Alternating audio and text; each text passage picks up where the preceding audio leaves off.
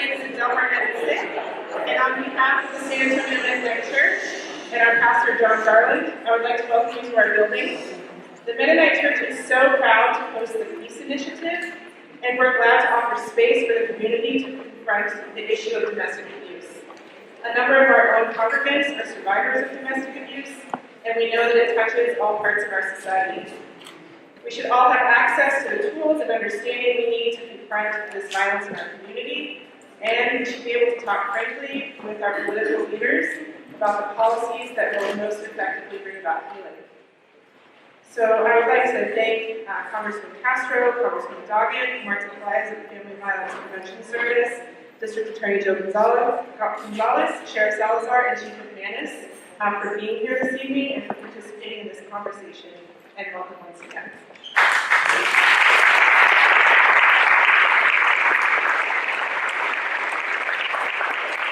At this time, I'd like to turn things over to our moderator, the incomparable Alicia Castillo of the Peace Initiative.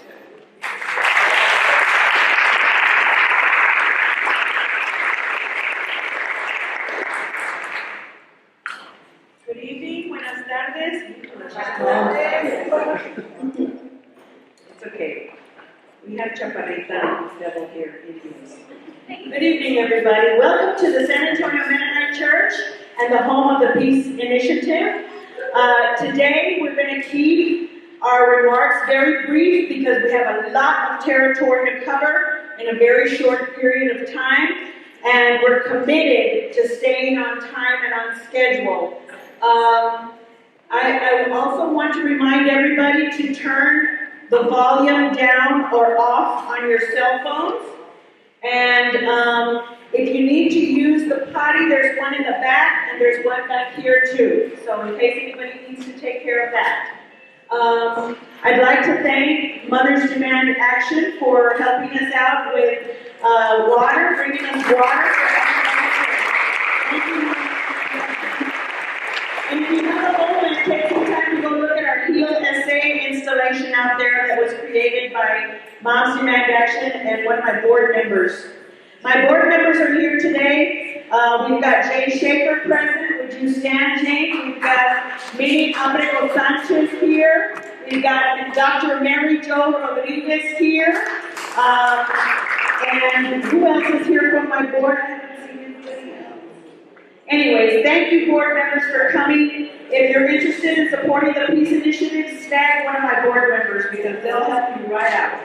Okay, so let me see, what else am I going to say at this point?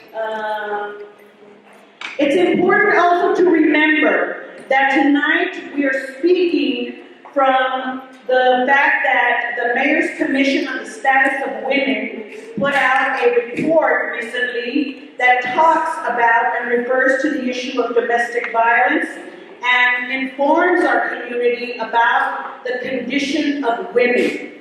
And so please recognize that tonight we're going to focus on women. I know that this issue affects people from all walks of life, and it affects men, it affects children, elders, everybody.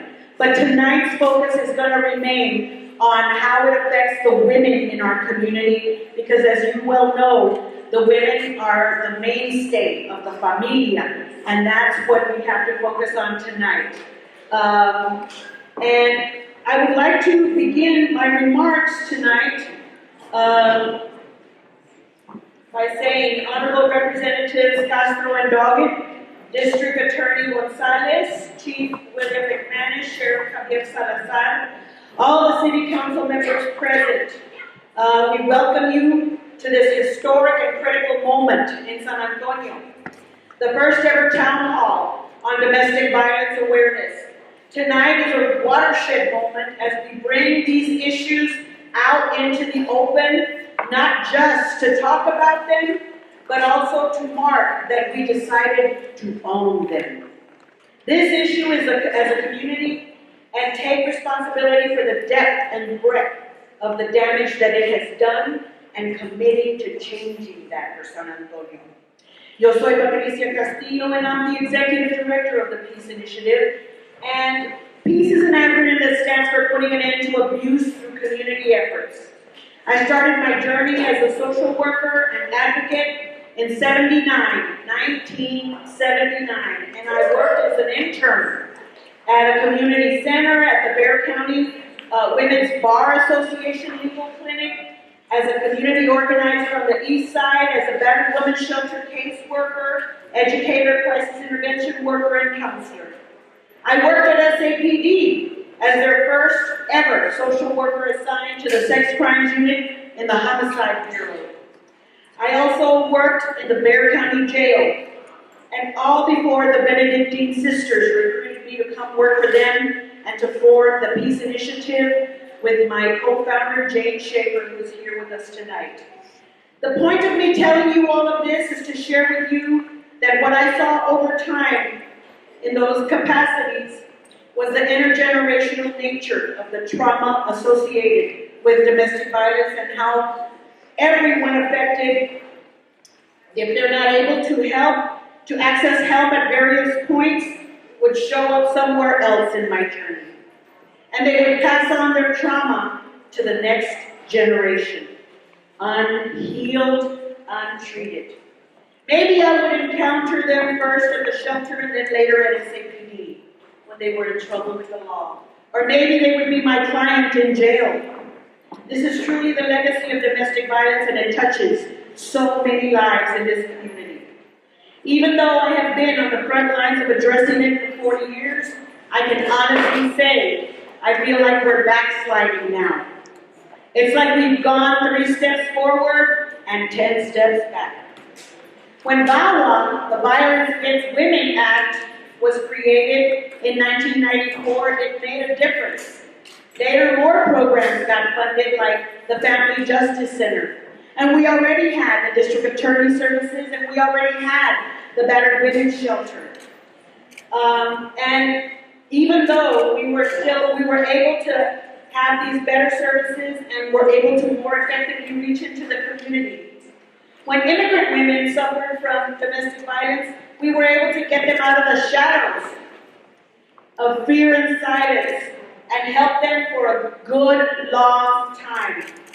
But VAWA has weakened, and we struggle to get it passed now. We live today in a climate of intimidation and reproach, where people have more reason to fear coming forward. Now they fear their government as well, not just their abusers. Tonight you will hear from survivors who will tell their powerful, courageous, and vulnerable stories.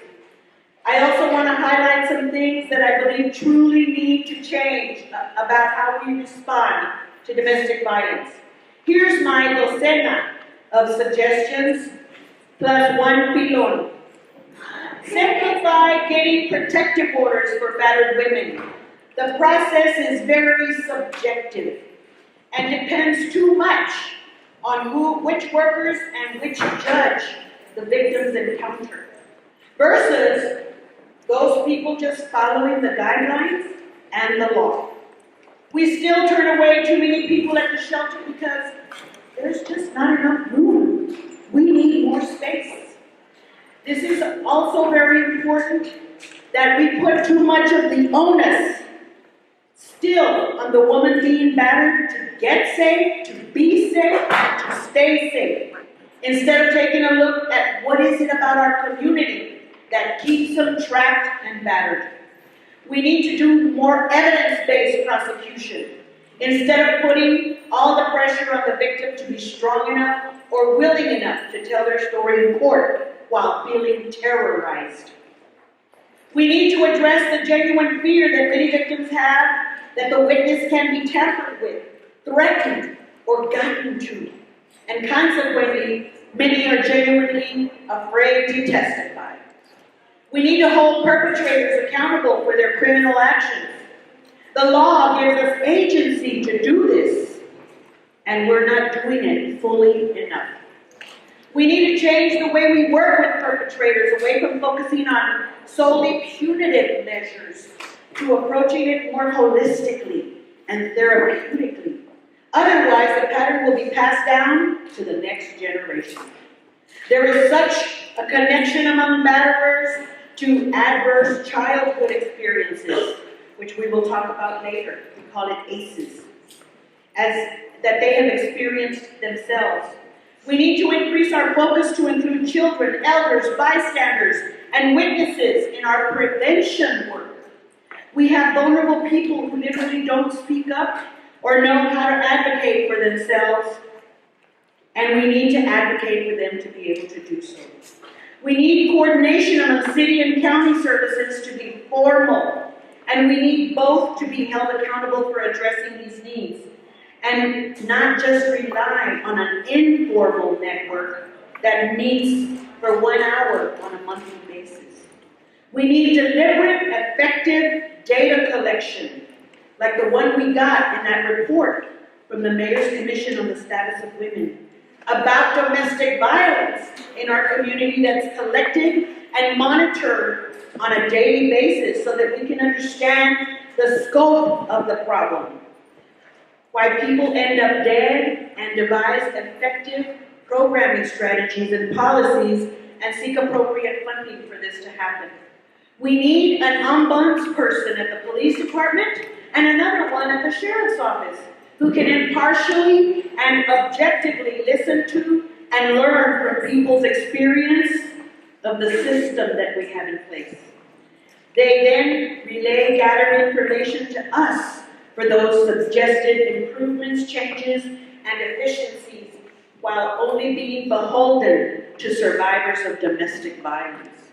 These two ombuds people need to answer directly to the city council, who should monitor and evaluate the system's performance, as well as any other agencies that the city or county funds to ensure their effectiveness. We need to reach and engage males who are perpetrators with culturally relevant, language-specific, evidence-based, and trauma-informed work. We also need to engage men who are living a non-violent way of life, so they serve as examples and role models for the youth and boys here amongst us.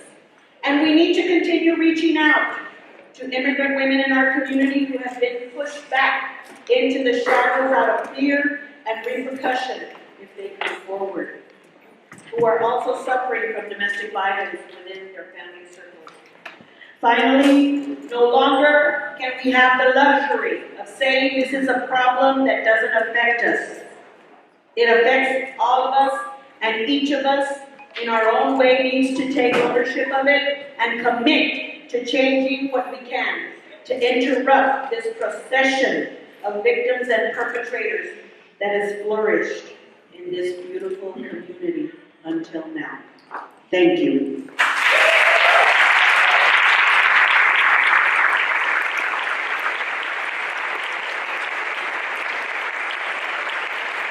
And now we will have some words from Congressman Joaquin Castro.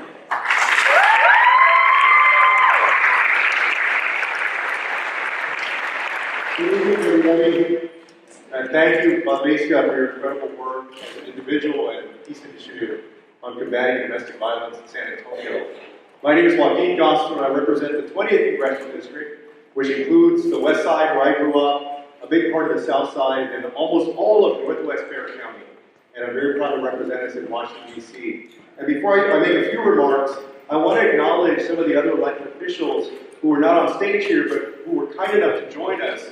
And especially tonight, because tonight is mostly about listening and figuring out ways that together, all of us, at different levels of government, because it takes more than one member of Congress or one state legislator or even a district attorney or a council member to change the trend in San Antonio. So first, I want to acknowledge a colleague of mine and Lloyd's in the U.S. Congress, Congressman Will Hurd, who's here with us.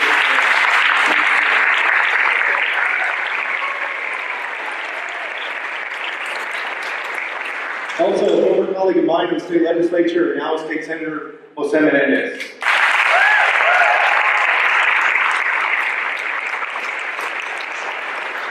We have several judges that are with us. Judge Monique Diaz. Judge Michael Del Leon.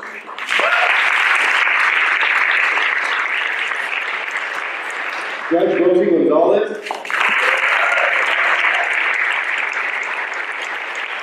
And several council members from the city council that are with us. Councilwoman Ana Sandoval. Councilwoman Shirley Gonzalez.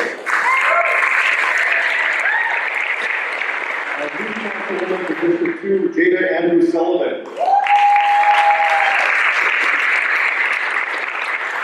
And new for District 6, Councilwoman Melissa Cabello Habra.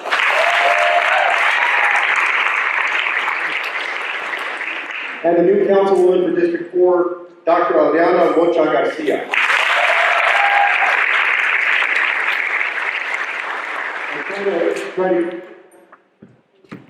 Oh, Councilwoman Villagrán.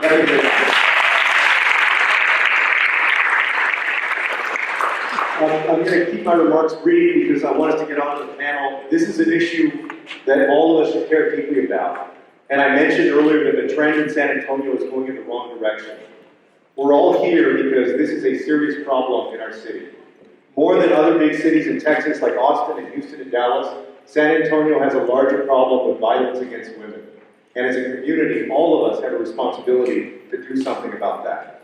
This is an issue that I've tried to work on for a long time. When I was in the state legislature, I proposed creating a state database for people who committed domestic violence more than two times or more. Unfortunately, that legislation never became law. But I also have been very committed to a place called Visitation House over the years that my mom has literally spent 3 decades helping out. Visitation House is a Catholic-run organization that helps women leave domestic violence situations, helps them transition away to independent living. So there are many different ways that all of us can be helpful. Not all of it is law. Many of us can be helpful as ordinary citizens, doing what we can to try to reduce domestic violence.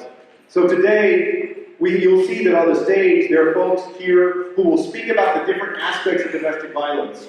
Of course, prevention, policing, and then punishment and rehabilitation. So all of these things are things that we need to address, and I look forward to the conversation tonight. Thank you.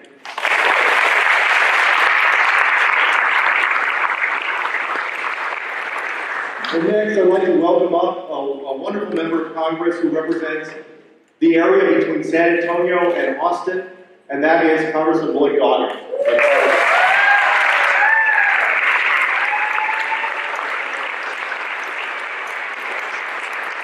Thank you so much, Joaquin. It's great to partner with you on this and on so many other good causes, and to salute the good work that you did in Clinton yesterday and the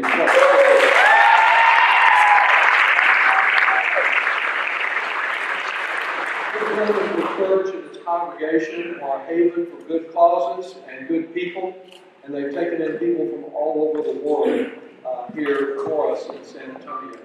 Only a couple years ago, so many of these folks, especially in the Moms and Men Action t-shirts, gathered with us here for a gun safety town hall in this very spot, a very meaningful experience.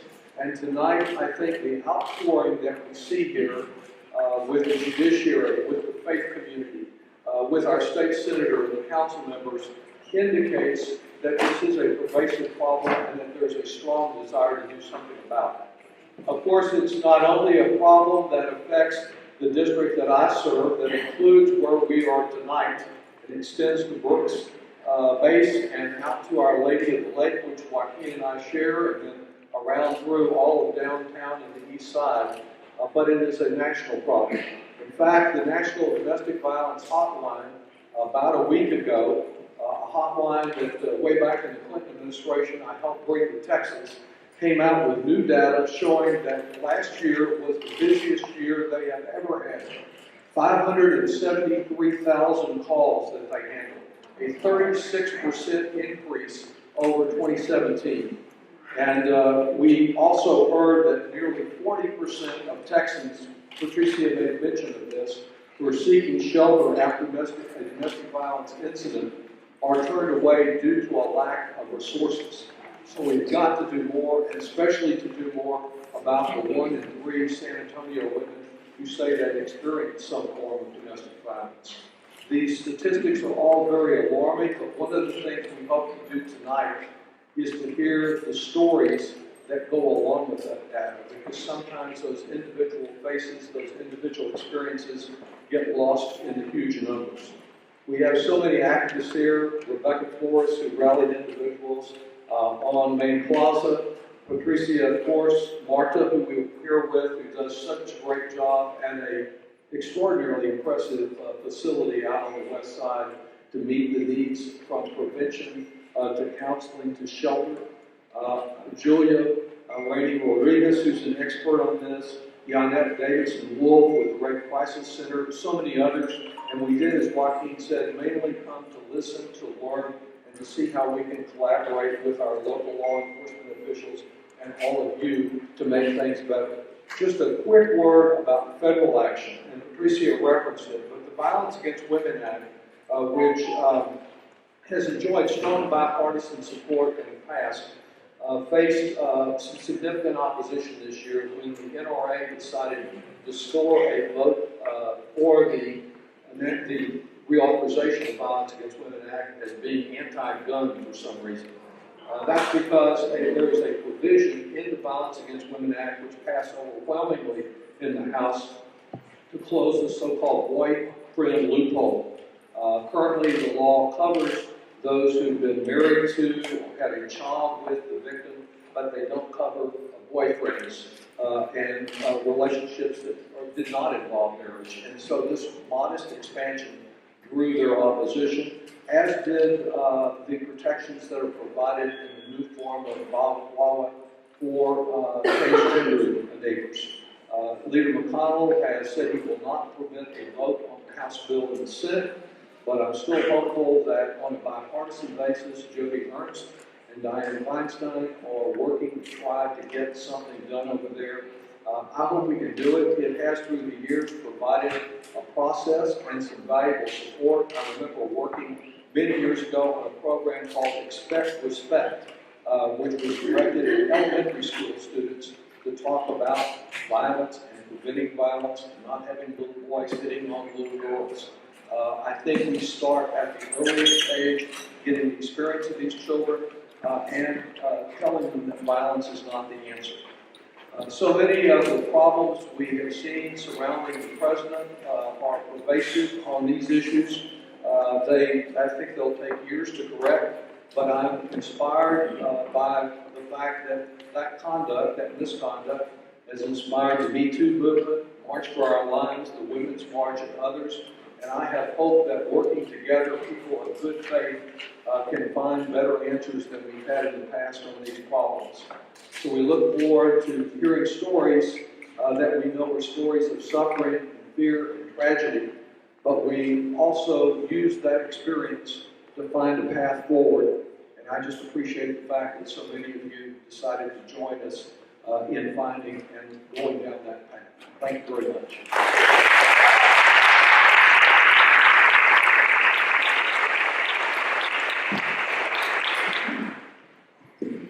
By the way, I do want to remind you that Nowcast SA is live feeding this out to the community, and so if anybody's interested in also seeing it later, it will be available. Thank you, Nowcast SA, and for the people who donated to get that done.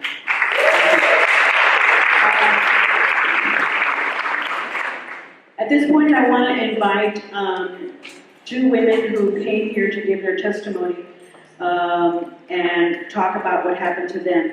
We're going to give each of them 5 minutes, and they could talk for hours, but tonight we have 5 minutes to hear their stories and hear how domestic violence has impacted their lives. The first person I'd like to call up is Dr. Lloyd Rodriguez, who is a professor at Palo Alto College and who has a powerful story to share with us tonight.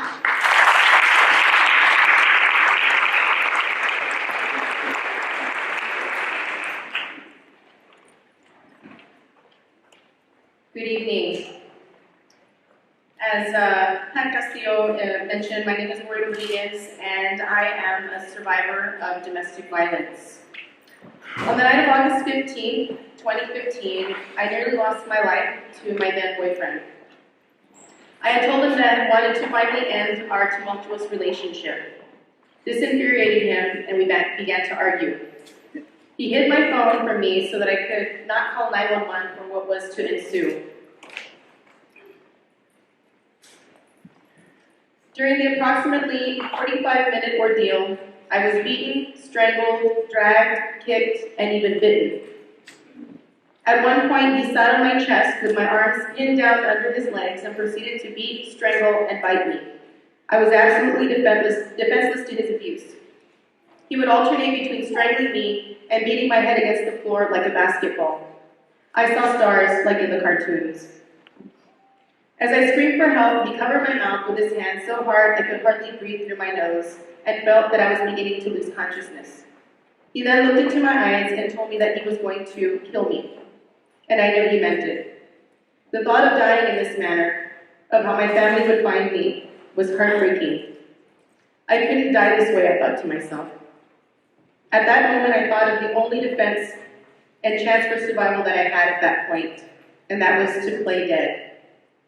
So I stopped struggling and let him continue to beat and strangle me. He eventually stopped, got up, and immediately went to the kitchen. To get a knife, I assumed. At that moment, because of my determined will to live, I somehow got myself to stand up. As the room spun from vertigo, I grabbed the keys to his truck that were hanging on the key rack. I ran to his truck, but before I could get the key to turn, he opened the truck door. I held onto the steering wheel for dear life as he proceeded to pull me out by my hair with one hand and pry every finger off the steering wheel with the other. Before he dragged me out, I honked the horn as much as I could for help. He then dragged me by my hair along the caliche rock in front of the gate. I broke nails from trying to cling to the fence as he dragged me. He then kicked me repeatedly on my legs and abdomen as I begged for my life. Please don't kill me. You don't want to do this, I pleaded. He then continued to drag me back into the house. During this time, I screamed continuously for help for neighbors to hear me, but no one heard. I knew with everything in me that if I got back into the house, I would die. As he dragged me up the front steps, I clung onto the metal railing with my arms and legs. He pulled me by the hair as hard as he could to get me to let go, but I held on for dear life, screaming at the top of my lungs for help. Knowing that he couldn't get me back into the house, he finally gave up. As he left toward the gate, he turned around and said, "Oh, by the way, here's your phone." And he threw it directly at my face, at full force, like a baseball player, but only a few feet away from me. I saw the phone coming and instinctively lowered my head.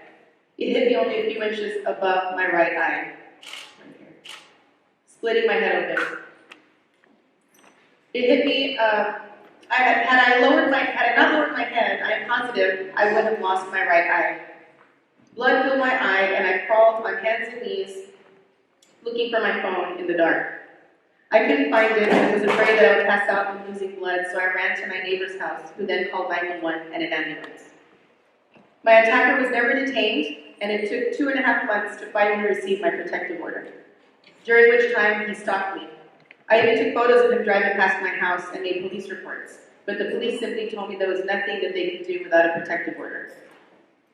He was charged with family assault, strangulation, a third-degree felony, but he received no conviction.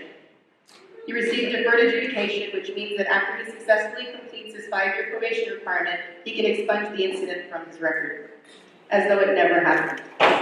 But I can tell you, it definitely happened, and it's changed my life forever.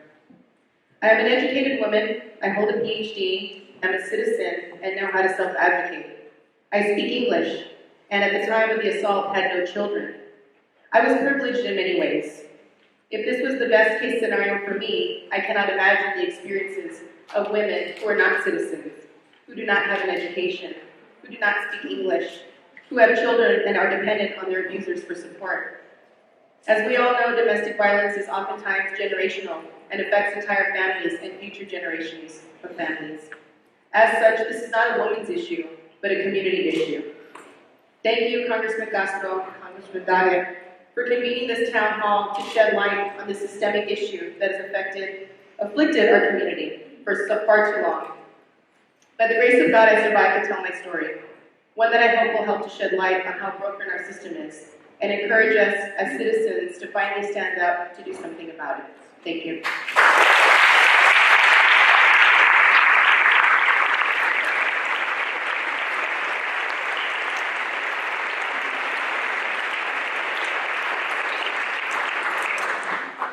Next, I would like to invite Ms. Rena Castro to tell the story of her teenage daughter.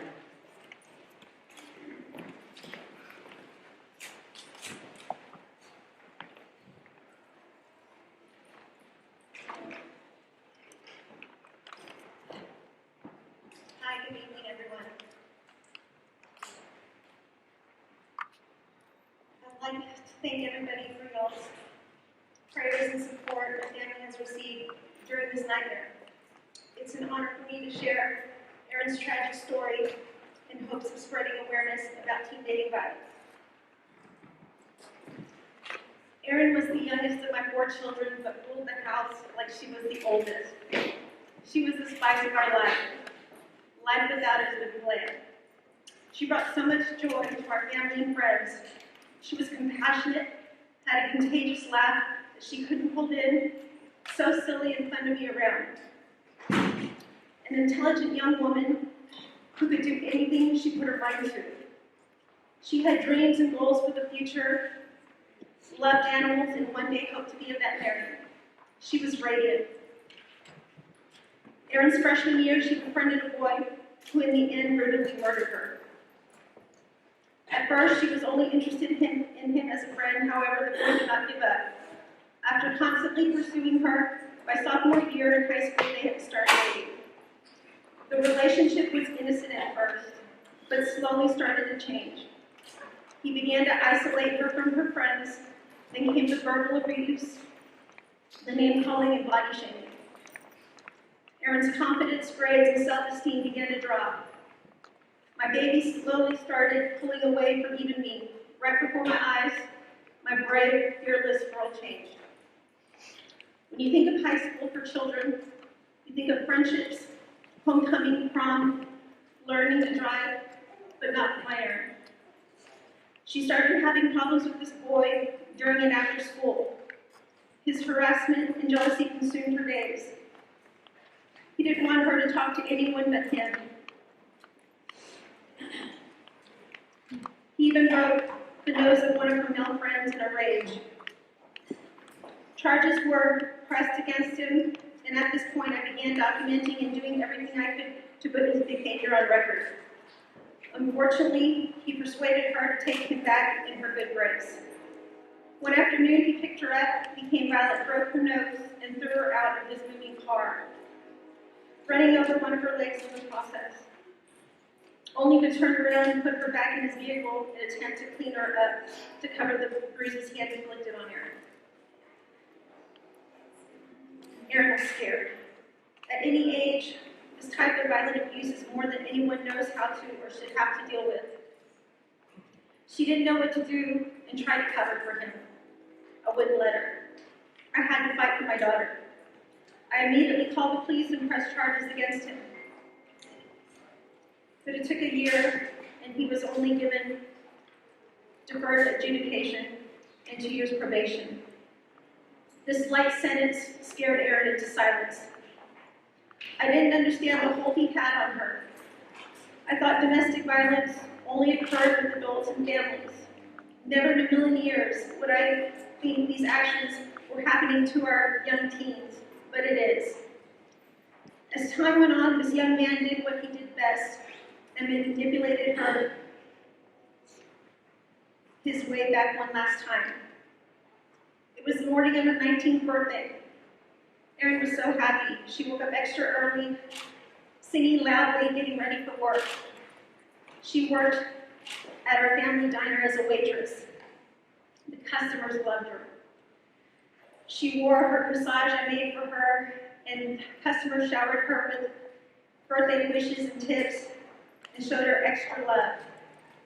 She glowed as we sang happy birthday to her with her zoo-themed animal cake. She had made plans to go out with her friends and celebrate, who all came over to the house to kick off her birthday night out.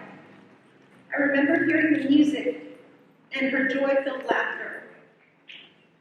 She then came to my room and kissed her brother Jesse and I and said, "Bye, I'll see y'all later," with a huge smile on her face. That was the last time I saw my baby Erin alive. Throughout the night, we kept in touch through our normal check-ins over text and phone calls. She ended up in the car with him. Why would she go near him again? You see, Erin was full of compassion, and she thought if she showed someone enough love and forgiveness, they would change. She always tried to see the good in everyone she met.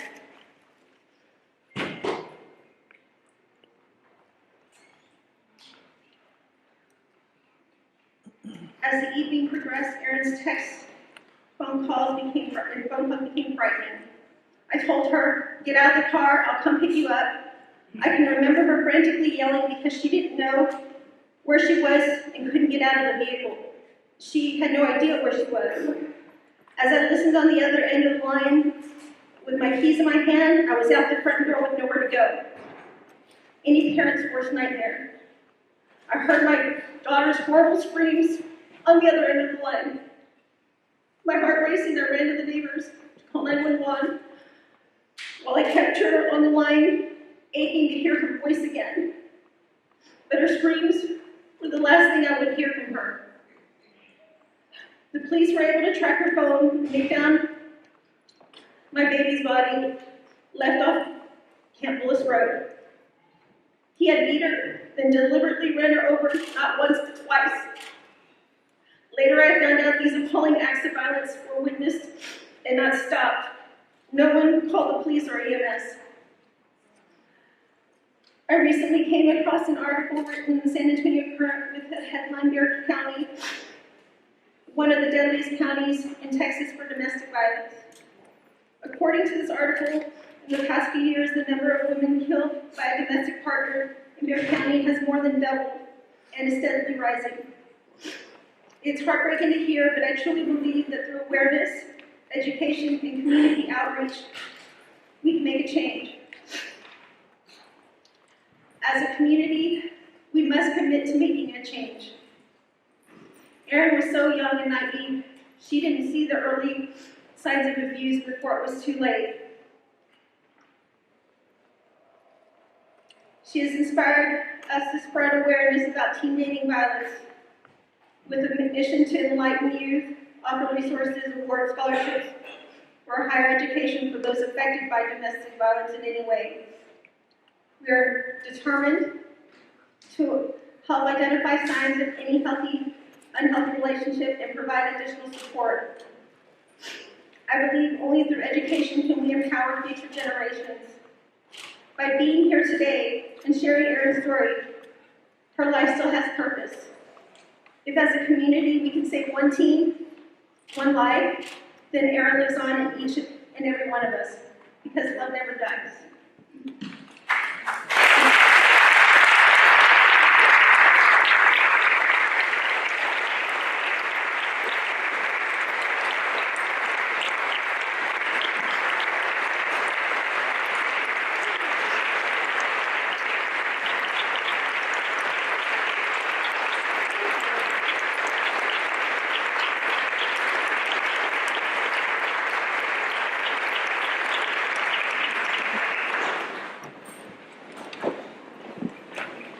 Thank you, Ms. Castro.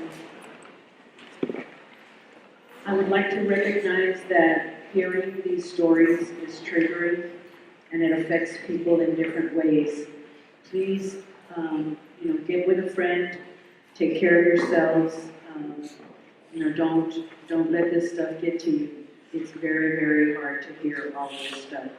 So please get with a friend and take care. I would like to introduce some of the nonprofits that we've been working with to address these issues, and we have several representatives here to talk to us about the work that they're doing. And the first person that I'd like to invite to come up is Julia Remy Rodriguez, who is one of the co-chairs alongside Marta Peláez of the Bexar County Task Force on Domestic Violence, and she's going to address some of the work that we've been doing at the Bexar County Task Force on Domestic Violence.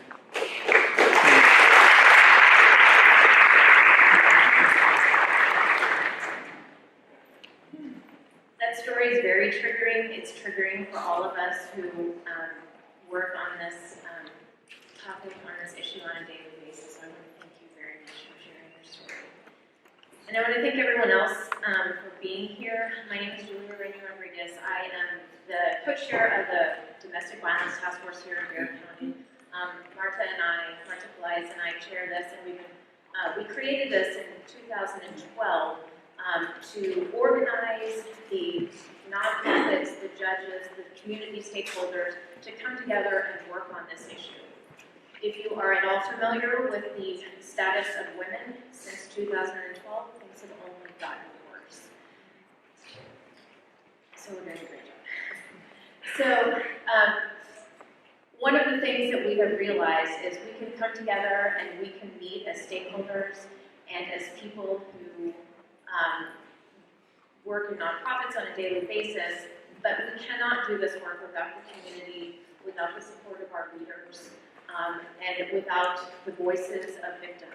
And so I am here today to thank you all for coming. This is something we have been wanting for a very long time as the numbers increase.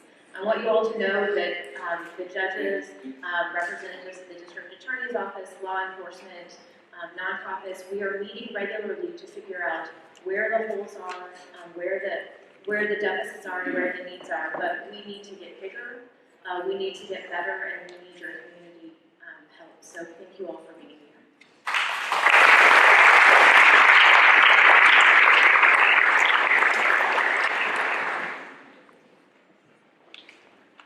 Next, I'd like to call up Linda Wilson, who is here to represent Moms Demand Action. And it's very important that we work with these kind of groups because 68% of women who are murdered with handguns. And so it's very important that Linda tell us a little bit about the work that they're doing.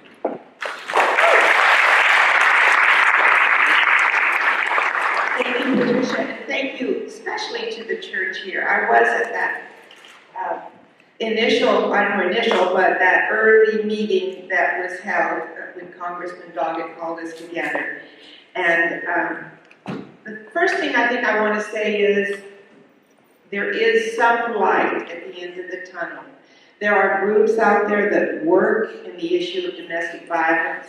There are groups out there that work to solve the issue of too many guns and of injudicious use of guns, and the thing that I'm going to focus on now, which is about the issue of gun violence and domestic violence. They're intimately connected, and they are a deadly combination that is very much worsened by America's weak gun laws. We believe that it's time to implement common sense laws at all levels of government to keep guns out of the hands of domestic abusers and to save lives. I think the statistics show us why. Access to a gun makes it 5 times more likely that a woman will be killed by her abusive partner. That's a horrifying statistic. And I'm going to say something that even my friends in the organization don't know. People in my family have been victims of domestic abuse, and they have escaped safely and are living wonderful new lives. There were no guns. I thank God for that. Also, we know that half of the female victims of intimate partner homicide in the United States are killed with a gun. In Texas, that's even higher, it's 65%. And people have already spoken about Bear County leading the way. In an average month, at least 55 American women are shot and killed by an intimate partner. And many more are injured. You know, we forget about that. We have people in our organization who are victims, still alive, in very, very dire situations. Several have been paralyzed, and others have suffered all other kinds of issues. We know that nearly 1 million women in the U.S. who are alive today have been shot or shot at by an intimate partner. And you know something? This is very important. Abusers not only kill their partners, They often take the lives of family, friends, co-workers, law enforcement officers. That's why it usually takes, if I'm not mistaken, 3 officers to respond to a domestic violence call. What's more, our whole community is at risk. Domestic violence offenders accounted for 54% of the perpetrators of mass shootings. I think you all remember Sutherland Springs. That was an issue of domestic violence, among other things. So evidence clearly shows that policies that disrupt domestic abusers' access to guns work. What are some of the things that should be done? Congress should close the loopholes in federal gun laws to keep guns out of the hands of abusive dating partners and stalkers.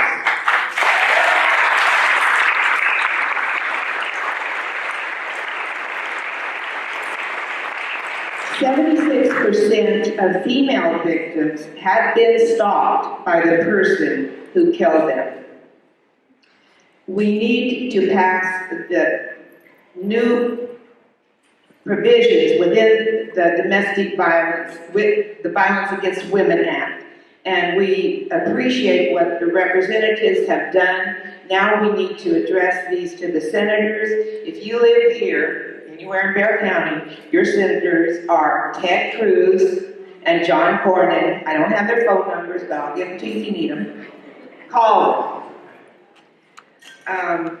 We also have to have better enforcement of the laws that do exist. The laws are not being uniformly enforced, and we need to have protocols that bring all these laws together and make them effective. Another issue is something called the National Instant Criminal Background Check System. We need to ensure that criminal records and domestic restraining orders are entered in a timely manner and then would be available from jurisdiction to jurisdiction. We applaud the House of Representatives for passing the Bipartisan Background Check Act of 2019 and the Enhanced Background Check of 2019.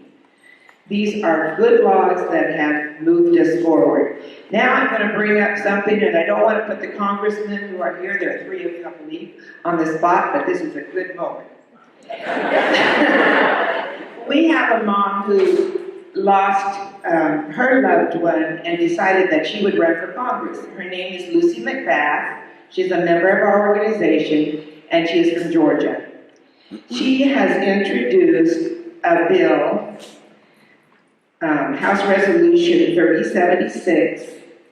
It's an Extreme Risk Protection Order Act of 2019.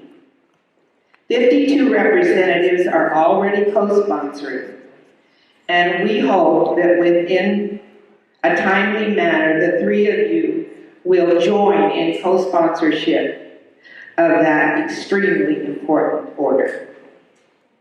So lastly, I want to just mention to you, we are out there are other organizations that are out there. If you are ready to do something, you too can become part of Moms Demand Action. I'm a grandmom, there are fathers, there are all kinds of people. You don't have to be a mom. Text, get out your phone, text READY to 64433, or see one of us after the meeting is finished. We're all in the red shirts, and that's our key leader. Another Linda Mata.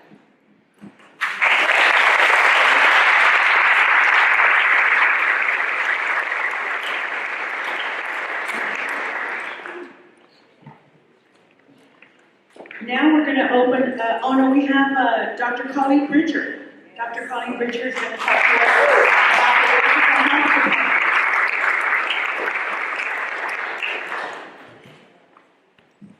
the Good evening, everybody. I want to spend a couple minutes talking about the Health Department's new strategic plan, which has 4 health priorities that I think 2 of them are really going to resonate with folks here tonight. The first one is adverse childhood experiences, and another one is violence.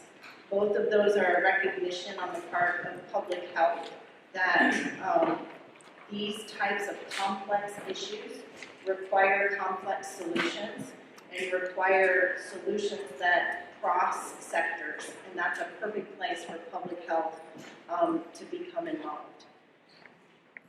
I want to talk for a second, because Patricia set me up perfectly, about adverse childhood experiences. I think some of you probably heard me give my longer version of the talk about ACEs and why they're important to our community and to our health department. Adverse childhood experiences basically fall into two categories. They can be abuse and neglect, or they can be what we call household dysfunction.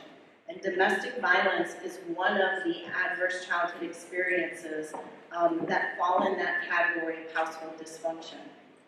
What happens when kids grow up with either abuse and neglect or household dysfunction is it changes the way that their brains develop. And it has their focus on staying safe. How can I keep myself from the unexpected dangers that are surrounding me on a regular basis? Unfortunately, what that does is it puts more development in the brain on the need to stay safe and less development in the brain on focusing on the future.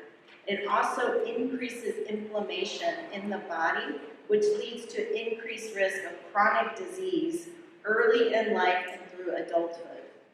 So what we have is a public health epidemic that starts in the childhood home. And we know that somebody who witnesses violence, who witnesses domestic violence, is at much higher risk of becoming either a perpetrator or a victim of both of those things. And so if we really want to get in front of this, we need to start working with these kids and help them heal from the trauma that they've experienced in their homes at a very young age so that they don't repeat this generational cycle. So that is the focus of Metro Health Strategic Plan. The other thing I want to mention is that Metro Health and the Department of Human Services are running point on creating the city's comprehensive domestic violence plan. This was at the request of Councilwoman Gonzalez and Councilman Pelaez that we come together as a city and put together the plan. Part of putting together that plan involves us checking in with stakeholders, and we've been working on that. Part of that is a survey that I hope you picked up at the back of the room as you were coming in. If you've completed that survey, please either return it about where you picked it up or just leave it in the pews and we'll come through and pick it up too. But your feedback about what gets included in this comprehensive plan is really important to us. So that, I believe, is my time, Patricia, but I'm going to stay with the panel in case anybody has questions that I might be able to answer about ACEs. Thank you.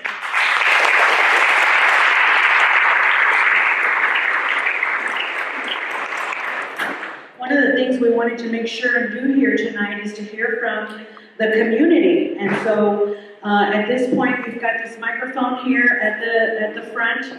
And we only have about 15 minutes to hear from the community. So if you're going to say something, this is your time, okay? Can I go? I will talk fast. Is it on? Hello? Okay.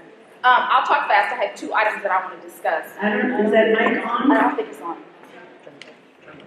Can somebody check the mic and see if it's working? Yes, okay, close. Okay, close. Okay, again, I have 2 items I want to talk about. My husband abused me on May 16th of this year. And listening to y'all's stories, that's my fear. My fear is that he's going to get deferred adjudication, it's going to get dismissed, and then on top of that, he's a firefighter, and he's a first-time offender. So that's my fear. And what everybody needs to know is this is a choice they made. They chose this, and there should be consequences for their actions. Our scars heal. I had to have laser surgery to repair a hole in my retina. It heals, but the fear is still there. We don't forget. The victims do not forget. We don't forget what we've been through. We just hope y'all don't forget for us, because it's real. The fear is real. And the other item I wanted to discuss was when I went to apply for my protective order, there was a pamphlet that had all these information on the back for legal help. I called every number on that list, and either nobody answered, I left a message, and nobody to this day has called me back, or there was a message that said, we're not taking new clients. So my question is, yes, I get it. There's too much violence going on and we need help. So my question is, and again, I'm about solutions. So what if there was a program where there was some grant money or a voucher system where the victims can get a voucher, you take it to any lawyer in San Antonio, and they get paid for an hour. $400 an hour fee.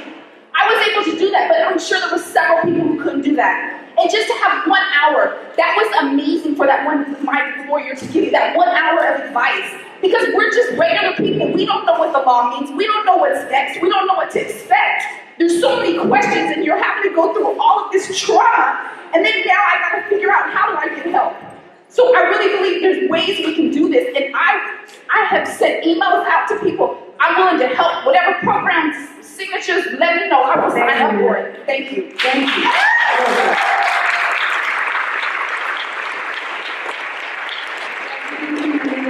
And I believe I'm in your district, Congressman Castro. And what I'd like to share is that based on studies that have gone on across the nation, that there are new strategies and new efforts that are making a difference. And we've heard of some of it today.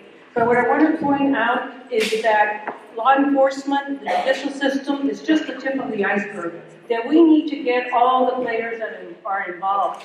Not only the health and mental health services, hospitals, emergency rooms, doctors, emergency staff, social services, prosecutors, judges, public education. As I worked as a teacher, I confronted children that were victims of domestic violence and parents, and I didn't know what to do. Nobody told us what the protocol was. Nobody told us what the appropriate response was. So education has to be a part of it.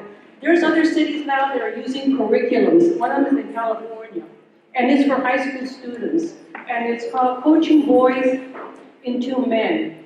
And you can, we could involve superintendents, principals, nurses and counselors, clergy, alcohol and drug treatment. As we already seen, the nonprofit are doing a very good job. Media campaigns that expose to the public what's happening here in Bexar County and what people can do to get involved and help make a difference. What I'm leading to is that there are mechanisms for change. We are seeing this and what other cities are doing. At the top of everything is training.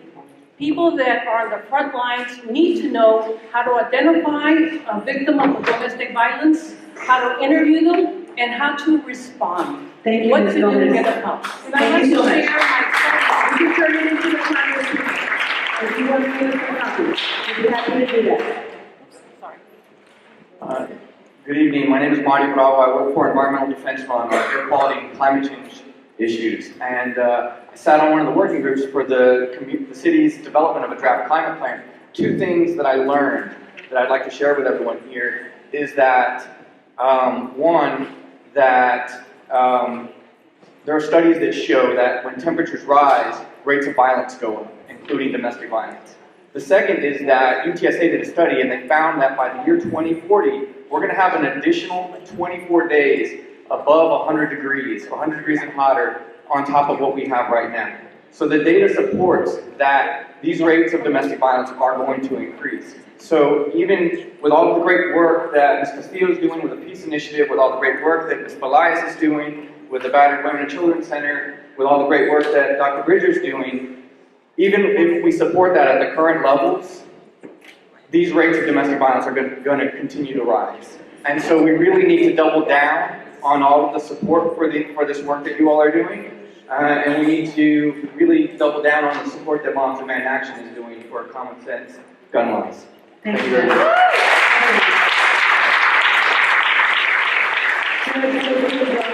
Good evening, everyone. Mario, the rates also go up when the Cowboys lose and when the Spurs lose. Patricia taught me that. And that's all based on a very male-dominated culture. My name is Rosie Gonzalez. Stephen Gonzalez, I'm the judge of County Court of Law 13. Myself, the Judge Michael De Leon. lines of this problem every day.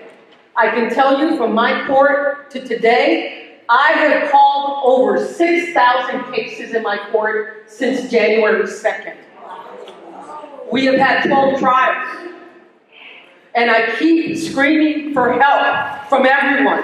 I do want to thank you, Patricia and Marta, and I want to thank the chief for their letters of support for House Bill 3529, which was signed into law by Governor Abbott 2 weeks ago. Now, by no way do I want to even infer that resources should be taken from victims. We need more resources for victims. No question about it. But Marta will be the first to point out to everyone, we cannot, it's like if you build it, they will come. If you build more jail cells, those perpetrators will continue to fill those cells. What we need to do is hold the perpetrators accountable and change their behavior.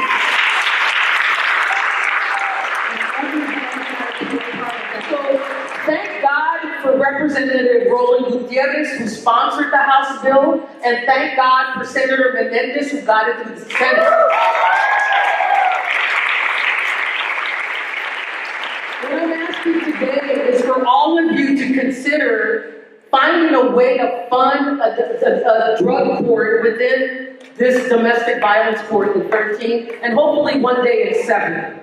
I'm going to tell you something, and this is the place where I waffle, but I'm going to do it. I hand delivered a request for a meeting and for funding to every single city council person in this city 2 weeks ago. I hand delivered a request for support and for funding for every commissioner. I have yet to get a call back from a single person. So, I am hopeful that someone will call me back. I have a copy of the bill that got signed into law for Congressman Castro and Congressman Doggett. We're asking for $1 million over a 2-year period to do a pilot program to show the state of Texas that we need to fund these courts to cut off the spigot of violent behavior toward women and sometimes men. Okay? But we need to approach it a different way. Those of us who have come from the helping fields know that if you keep doing the same thing, you'll keep getting the same result. Our community needs to do something different. Thank you, Jack.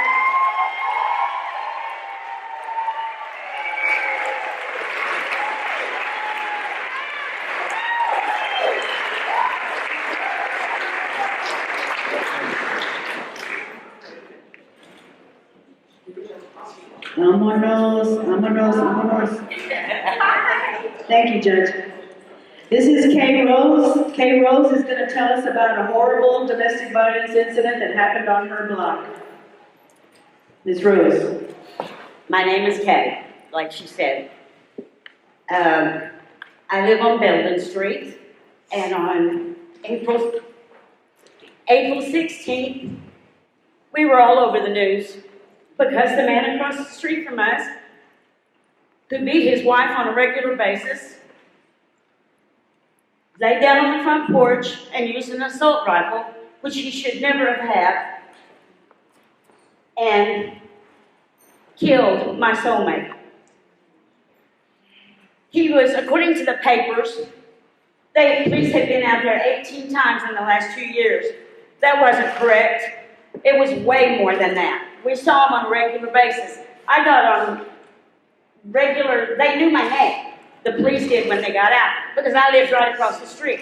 When she would come running out of the house, naked, or only in her panties, or maybe just a panties and bra, but this happened continually, because they would be in bed after doing coke, and when he woke up, he would beat her. I would have to dress her. I would have to stop the blood from flowing while we were waiting on the police. Or if we waited on the police, if they got there before I got to her, they would ask me, okay, can you get a shirt on, or something. According to the papers, he was taken in one time. I don't think he was. McManus, Chief McManus, I'm not knocking the police department. I love our police department, okay? But he told us, because they ran their mouth all the time, but you never knew what to believe, that he had an in at the police department and he didn't have to worry about it. So maybe that's something you need to check into. But the assault rifle, they knew he had it. Every time they would come, you could hear one of them say, "Now we know he's got an assault rifle in there in the gun cabinet. Everybody be careful." But what did they do about it? Nothing. And Leroy, the man that he shot, that died right inside my front door, kept saying, "Okay, there's no use in him coming out here because we're not going to do anything until he kills somebody." Well, guess who he killed? Your soulmate. Yes, my soulmate. We lived together for 2.5 years, but the man never raised a hand to me. He had the relationship that all of you women who've been beaten wanted. And Billy took that all away. And they came finally 2 weeks ago and bulldozed down the dead trees in the house because he burnt the house. He doused it with gasoline and then he set fire to it with himself in it. And he died. Thank God. Because I would probably be in jail because I would have probably killed him, and I'm being honest. This is how he affects the neighbors. I have had anxiety attacks. I can't sleep at night. And you can talk to any of my friends and family. I'm a tough person. At work, they used to call me the bulldog. But this, I'm having trouble understanding. I want to know why, when the police pulled up and saw him with an assault rifle shooting at the neighbors, they didn't kill him. Their answer to me was they were waiting on the SWAT team. Those policemen didn't own a gun? Why didn't they kill him? Leroy wouldn't be dead. Because I was on the phone with him. Because he called to tell me not to come home. And I said, "Have the police got there?" He said, "Yeah, they're out there." And all of a sudden I heard a noise, which I presume was that phone hitting the floor. And the phone went dead. And Leroy did too. So, and I can tell you exactly what time it was. It was 5:17 because it's on my phone. The last thing he said to me was, "Okay, don't come home. I love you. I'll call you when it's safe." Thank you, Ms. So Rose. that's how domestic violence affects the neighbors and the family and the friends. Thank you, Ms. Rose. Thank you so much.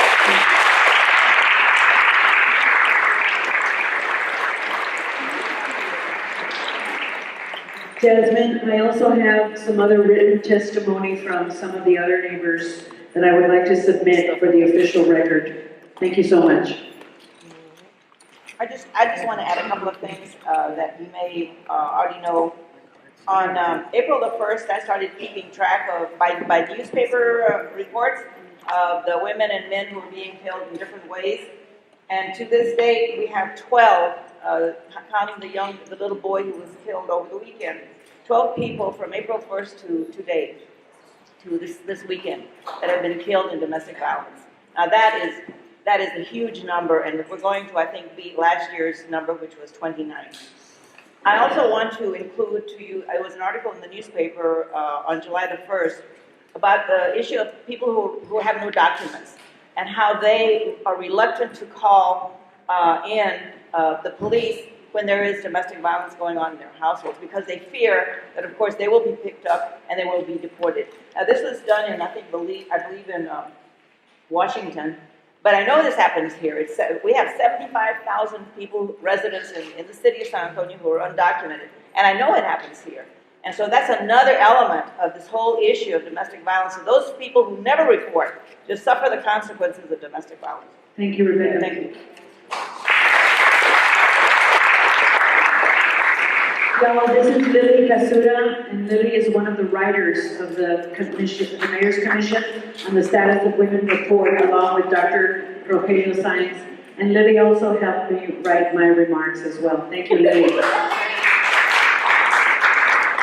Hi there. Just thank you from the bottom of my heart for doing this. This is so important in the city. This is just so important. Yes, right there. I truly feel, as a person who's not from here and grew up in Boston, lived in Silicon Valley and Seattle, I don't feel like the city has a handle on this at all. I feel like they've normalized it.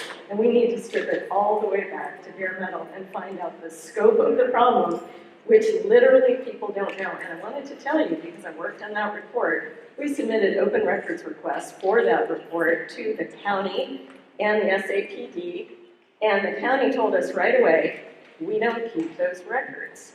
And I'm thinking, it's 2019, what do you mean? We had 3 conversations about it, and they basically said, well, if someone commits an assault or a homicide and it's within the context of domestic violence, we essentially don't mention domestic violence. That is a horrible problem in record keeping. Once I heard that, I have become obsessed with this topic. That report is turned in, and I am still bird dogging this to try to figure out really what's going on. We're not the only place in the country that does this poorly, but we need to totally pick up our game on this. SAPD didn't communicate back with us, but 5 weeks later we did get the data that we asked for. It was too late to put it in the report, not that they necessarily knew that's where it was headed. There were almost 9,000 women last year who SAPD considers victims of family violence. My concern here is it's always at least 3 times as many other people, family members who are killed and injured, children who are left without parents, witnesses and bystanders. We need to do such a better job of keeping records, and we need SAPD and the sheriffs and the nonprofits and the agencies to pool their resources. This is an underreported crime across the country, but it's particularly chronically underreported and not understood well here. And instead, I see what we're doing is we're already racing to throw things against the wall like pasta to see what sticks as an intervention without a sense of the scope of the problem. Last week, I was able to pick up the data on the misdemeanor family violence cases that went through the county court system last year. And I put them in an Excel spreadsheet, and both ways I did it, it looks like 2.5% of the active cases result in convictions. Now, I hope you're as shocked as I am. That doesn't even make any sense. I truly hope I'm misreading that, but that's on an average monthly basis, as well as end-to-end for the year. I went out and looked in the research literature about what conviction rates ought to be. A weak one is 45%. A strong one is 98% for a family justice court. If those figures are true, if they're even close to true, that could be part of the problem, people being recycled back into the community without repercussions. Let's pool our resources. Thank you.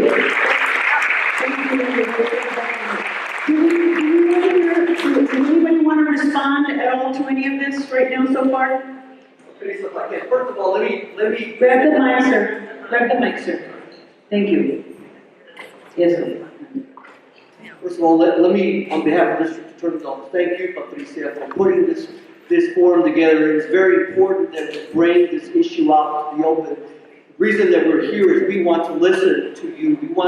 We hear what you're saying. Not only am I here, but the chief of my family violence division is here. The executive director of Family Justice Center is here. These are people that are here to help you. With regard to the comment about the statistics, there is a statewide agency called the Office of Court Administration whose job it is to keep statistics. They're an agency based in Austin. They are the ones that are supposed to be keeping records. I would encourage you to reach out to them to see if they can provide those kinds of numbers for you. We are trying, just in the 6 months that we've been in office, to make this a priority. I have said that. We've increased the number of prosecutors. We've put a tremendous amount of focus on this issue here in Garrett County. And I will say, and I'm going to laud the work that Judge Gonzalez has had and Judge De Leon, but they can't do it alone. We need to help them. One of the ways we can help is we're sorely hurting for funding and resources because we don't have the manpower to deal with the problem like we should, but we're continuing to fight, we're continuing to do everything we can so that we hope at some point in the future we will reduce the numbers of domestic violence. Thank you. This is your district attorney, Sheriff or Chief, anyone else who needs to respond? I actually, I've got a bunch of stuff I'd like to talk about what we're doing with the sheriff's office, but I really would, can we give them a chance to ask other questions Yes. and then kind of address it? Absolutely. Okay. Absolutely. Okay, you guys. Araceli?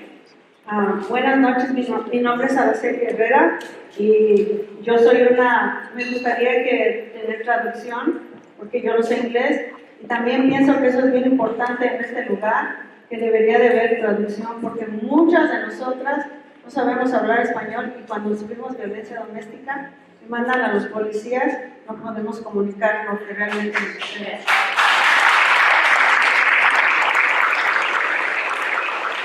Thank you, Councilwoman. My name is Araceli Herrera. I think it's very important to have interpretation services at these types of events because many of us aren't able to speak.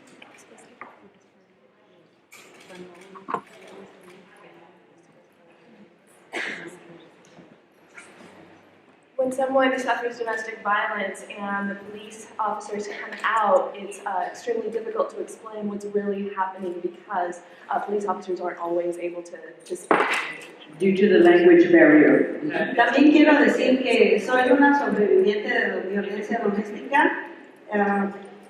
Afortunadamente pude salir de eso y yo soy una trabajadora doméstica, limpio casas y tengo una unión de trabajadoras del hogar que limpian casas. I am a survivor of domestic violence. I was very lucky and was able to escape from that situation. Today I work, I'm a domestic worker and I lead a union of domestic workers. Yo sufrí en los trabajos, sufrí mucha violencia doméstica, acoso, violada, fui maltratada, fui golpeada en mis trabajos. I suffered sexual assault at my place of employment. I was mistreated in this employment. Por eso decidí hacer esta unión. Yo a diario en mi trabajo llegan las trabajadoras del hogar y cuando tienen confianza llegan y platican lo que les sucede en los trabajos. Y es tan triste porque acoso, violencia sexual en los trabajos es impresionante. Cómo esa violencia está en esos lugares tan oculta. That's why I decided to form this union. When the women come together, they share their stories, and it's incredible how prevalent this is. Y es muy triste para mí. Yo pienso que lo que deben de hacer no es tanto castigo grande para los violadores. Realmente lo que deben de hacer son trabajos sociales para que la sociedad enferma no llegue a ese grado de la violencia. It shouldn't just be about punishing the perpetrators, but we need a lot of social programs so that these people can understand and find a better way. Gracias, Araceli. Porque, no, sí, quiero decir esto, por favor, porque no, que de qué sirve que los metan a la cárcel más años si las personas ya están muertas. Deben de hacer más programas, ayudarnos. Y por ejemplo, nuestra organización trabaja con un presupuesto de menos de $100,000 y hacemos milagros. Ahí es donde deben de invertir dinero. What good is it to put these people in jail if the victims are already dead? We need work on the ground. My organization has a budget of less than $100,000, and we make miracles happen with that.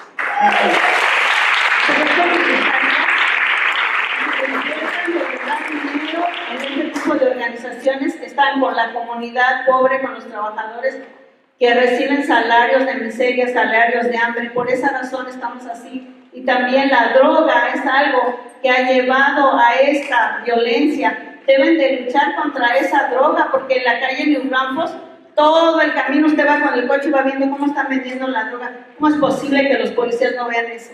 Gracias, Araceli. Thank you. Can I address? Yes. The sheriff wants to respond. Sure, I'll just, Go say ahead. the last comments have to do with also the low wages that our industry workers receive. They are really hungry all the time and living in misery, and this is also due to the drug, she said, on New Braunfels Street. You can see transactions happening up and down the street, and is surprised that the police doesn't see that. Thank you. Sheriff? Yes, I would like to take one of my bullet points and talk about it now.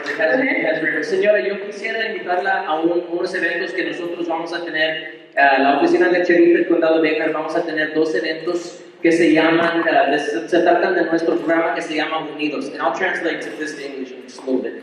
Nuestro programa que se llama Unidos. Mañana, el miércoles, el día 3, vamos a tener un evento en la iglesia Trinidad Metodista por 300 San Fernando. Y luego el sábado vamos a tener otro evento identical que va a ser en St. Leo the Great Catholic Church en 4415 South Flores. El programa de Unidos se trata de hablar, presentar información a la comunidad hispana, de habla hispana, en español, y los asuntos que vamos a cubrir estas 2 sesiones se van a tratar de, la primera es qué son sus derechos si la llega a parar un oficial de la ley, pero también vamos a presentar información cómo reportar un delito a la oficina del sheriff o también al departamento de policía de San Antonio si llega a ser una víctima de violencia doméstica. Okay, vamos a dar esa información, pero también vamos a dar información tocante qué se puede hacer si usted es un empleado que un patrón lo está maltratando físicamente o con el dinero que no le están pagando. Vamos a presentar información tocante todos estos asuntos mañana y el sábado. Si se puede contar con estas personas que están sentados enfrente, le pueden dar la información. So I was inviting her out to some meetings that we're hosting with the sheriff's office. It's called our Unidos program. SAPD's got one as well, but we're having 2 sessions. One tomorrow night, the 3rd of July, at La Trinidad Methodist Church, 300 San Fernando. It's from 6 to 8 p.m. We're also hosting one on Saturday from 10 a.m. to noon. That one's going to be at St. Leo, the Great Catholic Church, 4415 South Flores. The topics that we're going to be covering at these 2 identical sessions will be, first and foremost, what your rights are as a private citizen or as a Bexar County resident. If you're encountered by the authorities, either immigration or local law enforcement, MALDEF will be presenting that information. We'll also be presenting information to the immigrant community, the Spanish-speaking community, on how to report a crime. I'll be giving information to how to report crimes for us and to the SAPD. If you are the victim of domestic violence or any other crime, we are going to be reassuring that public that, look, we are not immigration. If you are a victim of a crime or a witness to a crime, call us and report it. And we're going to treat you like a victim or a witness. We're not there to deport you. So we'll be giving that information as well, but also we're going to have some folks presenting some information on what to do if you might be an immigrant and you've got a boss, an employer that is taking advantage of you and not paying your wages. We're going to have some people there that are giving you the information on that recourse. And so we'd like to invite everybody here out to those 2 events coming up very soon. Thank you, sir. Thank you. I'd like to acknowledge that our mayor, Ron Nuremberg, has just joined us. Mayor?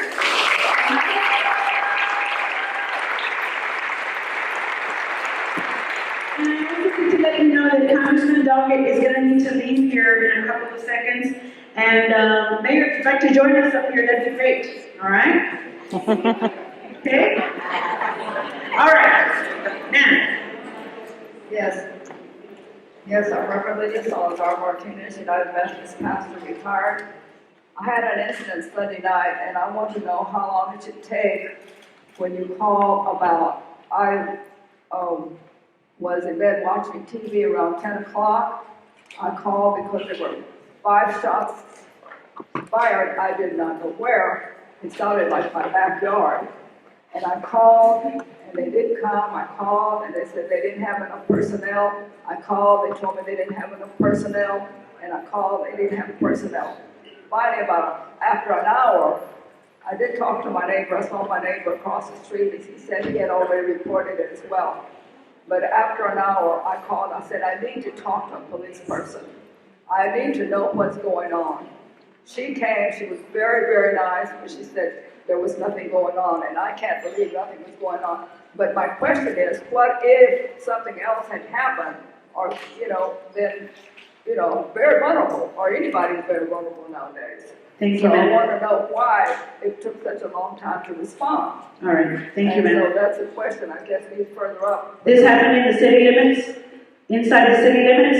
It took longer than 10 minutes. Did it happen inside the city limits? Oh, yes. Okay, Chief McManus, would you like to respond? Yeah. Chief McManus? Go ahead. Ma'am, I've got some folks in the back there that will talk to you if you would give them the information, date, time, and all that, location, and we'll investigate that, and we'll give you the I'd call like to back. know that because. Okay, thank you, ma'am. You can go talk to,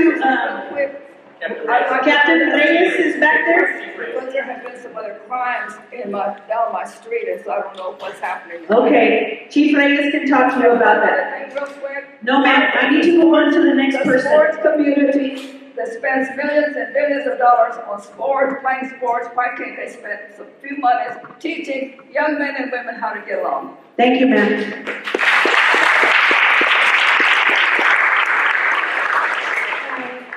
My name is Ebony Williams. I am a 27-year-old single mother of 3 children. About 6 years ago, June the 4th, 2013, I lost my 1-year-old son to domestic violence. I was going through a relationship where I was abusing myself. I was afraid to talk to people and, speak out about it. But I would make police reports, and they would tell me this is a civil matter because I had to, evict him out of my apartment or whatever. And it really didn't make any sense to me how stuck I felt because I'm like, I'm not married to this dude. I never said I do. I don't care what laws say, common law, I don't care. I never said I do. I don't have a ring on my finger, and I don't want to be with this man, but he was abusing me. And it was kind of like I just kept getting a runaround, So I knew he had a case coming up because he beat me up back in 2011. And so I was waiting on his trial date for that case, which was kind of my plan to get out of that situation because the trial date was coming up soon. But before then, he murdered my son. He beat my baby to death, and still to this day, I still feel no justice. I still got no justice. He's in jail right now for a burglary and theft charge, but he's been out of jail for that assault case towards me. He's been out of jail for like 2 years already, and they still haven't done anything about my son's case. So I'm very upset. I'm hurt. I have insomnia, anxiety, depression, PTSD, all type of, mental health issues. And I'm really I'm waiting and trying to be patient and trying to go by the law and trying to wait and see what happens. But it's unbearable. I can't keep waiting like this. Like something needs to happen. Something needs to happen. Joe, do you have some of your staff members that can talk to her? Absolutely. If you want to go to the end of the room, we have the Melly Powers. Will you stand up? She's the chief of our family violence unit, and she can visit with you. Just let me tell you real quick, and my heart goes out to you. I can't, since I wasn't there, I don't know what happened with the prior administration, but there's absolutely no requirement that someone be married. If you cohabitate, if you have a dating relationship, that suffices to qualify as a victim in our family violence or domestic violence division. Nobody ever has to be married to an alleged perpetrator. And so that's what we were told. That was misinformation. And I apologize to you for somebody giving you that misinformation years ago. But I encourage you to talk to Ms. Powers. Thank you. Thank you. Okay, sorry that Dr. Clark is going to be the last one because it's 8 o'clock and we have to stop. And Congressman Castro still has to speak a few words. Go ahead. I'm Ellen Jones Clark, Professor Emeritus from UTSA, and I'm here with 3 of my other colleagues. We are 4 community activists that came together and formed METU in reaction to our mayoral candidate that was running for office because of our extreme concern about such a person being representing our city, number 1, being a role model for our children, and if elected would have advocated the issue of domestic violence. So we're an independent group, just 4 of us, but my questions to you are what I would like to request, because we've heard all of these requests, all of these demands. What it tells us is that there's no concentrated effort in the Bexar County or in our city. We have the Bexar County Task Commission Force, which to my understanding is not formal. It's an informal group that's been convened. So I would like to say that our city council and our Bexar County commissioners need to come together to make that a formalized organization or whatever, where all of these efforts are concentrated and where the data is clear from every city office and comes in, it can be reported fully to everybody. And that all decisions then be conveyed to the community. That I think was very apparent is our community does not know where to go for what or to whom and what can they expect. So that's what 4 women did. We formed METU. In 2 weeks we had 2,500 women sign up. And so what I would like to request is all of these personal stories that we heard today need to be documented. And we have agreed that we will do this. So those of you who have personal stories, please contact Kathy Sosa, Dorina, and Gina Eisenberg or myself, and we will be glad to collect all of the stories and have them archived for you in whatever format we have. Thank you, Dr. Todd. Okay, Congressman Doggett, nice to meet you.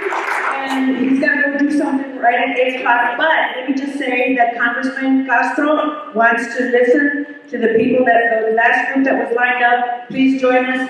He would like to stay and hear your story. The last people that were in line.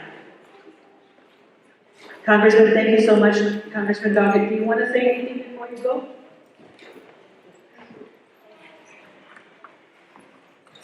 I apologize, but I'm leaving my partner, my wife, Libby here, and my staff to visit some more with you directly. We would like to hear more about what has occurred here. Congressman Castro will provide some additional comments about what we can do going forward in trying to build a coalition to address these very real problems. I think you have put a very human face on a big problem, and we want to work with you, not just to find answers in Washington, but to see how we can work with community leaders together with you to solve these problems. Thank you.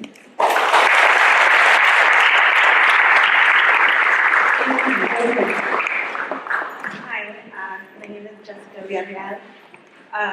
A year ago, Speak louder, ma'am. 1 year ago, it was 4th of July, my husband beat and strangled me in front of my 4-year-old child.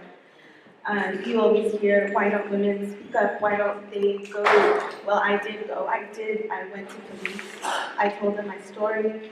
And because my abuser was smart, because he's worked for CPS, because he has a criminal justice degree, he was smart about his abuse. He didn't leave any marks on me. The policeman that I spoke with said, well, I've taken women out of homes who have black eyes, and you should be grateful that you are where you are. I have to live with this trauma every day. It's extremely difficult for me to hear right now. I don't like crowds. I have so much anxiety. This right now is so difficult, but I think that we need education with anyone who deals with abuse, victims of domestic violence. A judge also, a new judge, gave my ex-abuser, he gave him custody. So my abuser has unsupervised visitations for my child. When my lawyer said she was strangled in front of this child, he didn't flinch. It was as if she was telling him what time it was. So I think there needs to be education on judges, among police officers. That it's not just hitting, it is a systemic breakdown of a whole person. I can't even tell you who I was a year ago. I don't even know who I am now. I just want to be regular again, and I wish that I had more support than, well, you don't have it so bad as somebody in the black eye. So we do need education among everybody and support for people who go through this like me. Thank you so much. Martha, would you like to say something to her with regard to services that are available for people that have been through this? Absolutely, thank you, Patricia. I have here information related to our agency. It is an agency that in a comprehensive manner provides services to victims of domestic violence, residential and non-residential. Counseling services for the children, counseling services for the victims. We do intervene the perpetrators just as well. And at the shelter, we have legal services, we have a school for the children, we have a clinic for everybody, we have activities, we have programs. What I'm trying to say is, those who come to us, they get served, and they get served holistically. The problem is with those who do not reach us. Today, the census at the shelter is 191. 6 years ago, the daily census was 68. Today, that daily census keeps creeping up. And the recidivism rate, so that you do not think that these are women coming back and coming back, is 7.43, meaning that only 7% of them, 7.43 of them, return for a second time or perhaps more, compared to 28%, which is the national rate of women that go back to shelters 7 times before they cut relationships with the abuser. So in terms of the services being delivered to the victims that approach the resources that the community offers, we are doing it. The problem is there is a culture shift that needs to happen in our community. Many times I am asked, where does it come from? What is the reason? Today the New York Times called me, reacting to an article that appeared in the Express News. They call me and they say, and what do you think is the reason for all of that domestic violence? What a question. If I knew, I would put my finger on it and I would address it and I would deal with it. But I did offer one factor that I do know plays a big role in domestic violence and the high incidence in our community, and that is the generational violence. Little children are born with a social template that is blank under their little arms, and the parents or the guardians, the extended family, the environment, the community, the schools, they begin to write little messages on a daily basis on that template, and that child has a complete book of directions of how to relate to one another. And by the age of 15, you have a perfectly formed perpetrator or a victim, because that's what he has been fed in his environment, mainly the home. If the family is well, the community is well. If family is wrong, the community is wrong. That is a very simple concept, and I don't think that there is an argument to that. So this person proceeded to ask, the majority of the people in San Antonio, you have a majority Hispanic, don't you? And I know what he was going to, so I saved him the effort. And I said, yes, it is a Hispanic issue. In San Antonio, it is, because domestic violence follows the demographic distribution.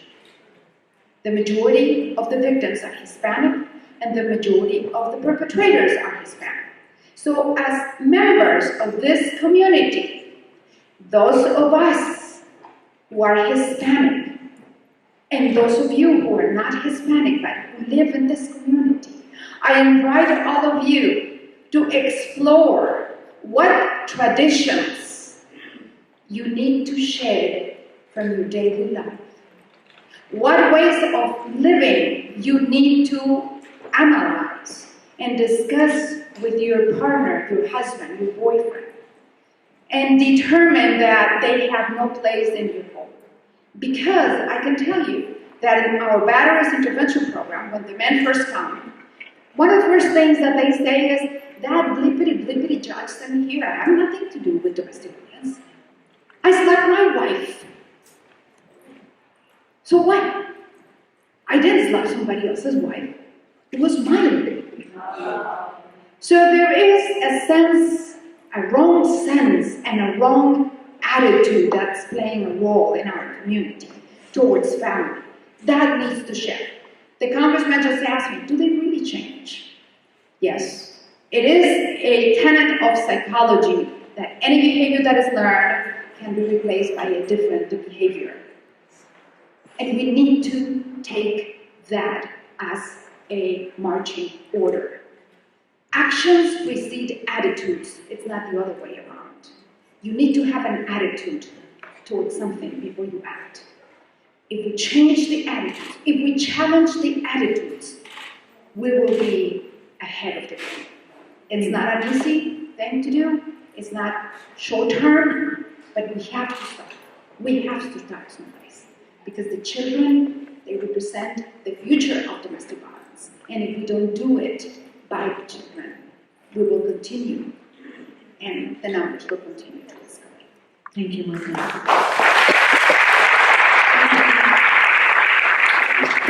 My name is Dina Cisneros-Bonnet, and I am a law enforcement professional and a survivor of domestic violence. The previous district attorney office found a way to drop the domestic violence charge of aggravated assault, deadly weapon, that my abuser was charged with and arrested for. They did not proceed with my case throughout the life of my case, which was 3 years. No one ever contacted me from the DA's office, and my case ended up being dropped for dismissed with lack of evidence by a special prosecutor who was good friends with the defense attorney. This person is a retired federal agent who is currently holding a position of power with HIDA, with the HIDA task force as a training coordinator. Hundreds and thousands of police officers come through HIDA for training, and this is the face of HIDA and abuser. I have written to the executive board of HIDA for assistance in, like Judge Gonzalez said, holding them accountable. Holding this person accountable because the biggest law enforcement firm in Bexar County could not hold them accountable.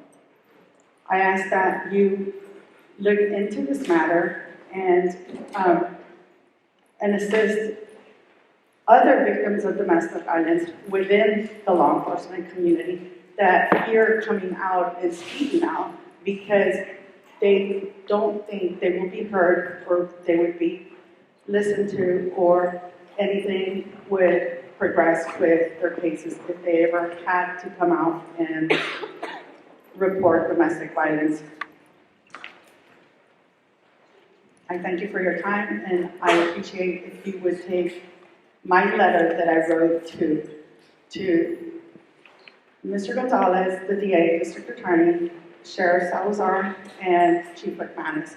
I wrote a letter, an open letter to you all as members of the board for South Texas HIDA. Thank you. One of the things that we also know about domestic violence and law enforcement is that Unfortunately, the studies have already been done that indicate that any police department that you ever look at could have up to 40% of their officers involved in domestic violence. So that's something that we've got to be very well aware of as we try to develop our plans and our strategies. Maria. Hi, I'm going to be fast because I want to say a lot. My name is Maria Falcon, and I am a licensed professional counselor, and I've worked in San Antonio, Texas for 30 years delivering services to victims and perpetrators of domestic violence. I have thousands and thousands of hours of experience in listening to the stories of those that are here and those that are gone, and those that have been changed and those that did not change. To the point that in 2014, I wrote a research paper called How We Make Her Stay. And that means us, the professionals, by the way. We're not talking about perpetrators or the victims in that paper that I wrote. And American Counseling Association has published it. I have hope, victims of domestic violence. In 30 years, I thought that we would have a different language to tackle this problem. I know what the solution is because I've been working with victims of domestic violence for 30 years and listening to them. Number one, they are the true experts of domestic violence and not any of us. So we need to listen to those voices, and we need to cater the programs around what the victims tell us that they need, instead of what we think they deserve or they want. If we listen to them, they will tell us what they need to stay alive, and thank them for being alive is the first thing we have to say to a victim of domestic violence. Secondly, the other thing that we need is to hold accountable the agencies that are receiving funds 30 years and we're more victims of domestic violence, and we keep putting it back on the victims. Even on the perpetrators, probably. I think it's time for us to change the way we deliver services. Women victims of domestic violence are still the #1 social group in our community that have not risen up to obtain what they truly need, and that is safety. For our next generation, we know what the problem is. We need to know what are we going to do to solve it. So one of the things that victims have told me, number one, can we have agencies audited? I personally, as a professional, call those agencies and I get a freaking message that telephone that nobody answers and nobody calls you back. So what they're saying is true. So maybe we should ask for those that receive public funding that they have live voices, taking those phone calls and use that money in a way that a victim has a true person responding to them, because this is a life or death situation. There should be no recording when a woman calls any program that delivers services to a victim of domestic violence. The other thing that we need to do is to train every professional. I work too often in agencies that they hire and hire and hire people, and I go up to them and say, I know nothing about domestic violence. It should be prohibited that anybody is hired that does not have the true training and can demonstrate that they understand the dynamics of domestic violence. When I do my job wrong, somebody dies. And even when I do it right, somebody dies. I think we need to elevate this to listen to every single victim of domestic violence and get off the excuses that we give them all the time. We need more money, and more money, and more money. We need to do more and more and more and more with what we have. I also hear them say we need to decentralize the services. They're two in one place. If we need more shelters, open up more shelters. We don't all live in one side of the city. We need to open different places. We need to treat perpetrators of domestic violence. But mainly, they need to know that we support them. They need to know that we're for them. And that we have to all the time understand that we should be able to critique each other as professionals.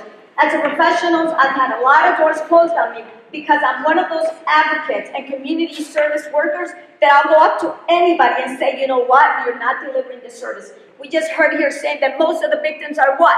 Hispanics. But how come most of the services are not there for Spanish-speaking people? Whether it's attorneys, whether it's law enforcement. It's time to change the system. And I think we need to stand up and respect victims of domestic violence and start listening to them so they'll stop dying. Ladies, take over the government system. Start being the leaders of our community.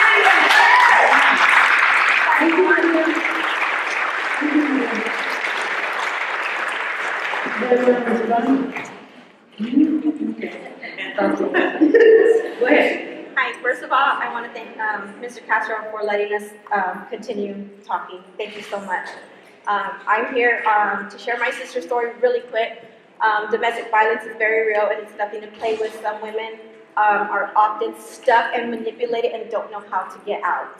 So with that being said, my sister was in an abusive relationship for many years. And even when she would leave him, and sometimes it would take BCSO a long time to get there, and time again, call again, they would come and make comments, oh, it's this address again. First of all, I don't appreciate those comments because a life is a life. And if it was your family member, you wouldn't like that comment either. So I struggle a lot with that. Second of all, it wasn't only my sister that was taken. My sister and my brother were taken. Both shot in the head inside my parents' home, in front of my parents and in front of my sister's 7-year-old boy. Now you want to tell me how you think that kid feels now. He's 14, almost 15, from house to house to house. No parents. And I'll tell you what, he's a darn good kid. For what he's had to endure, he is an amazing kid. I coach him, I take him to church, and I always tell him to keep his eyes fixed on Jesus. When Sutherland Springs happened, I took him out there and I showed him, you're not alone, this happens all the time. So don't ever think that you're alone. I'm very emotional because I didn't come here to speak, I just came here to hear, to listen.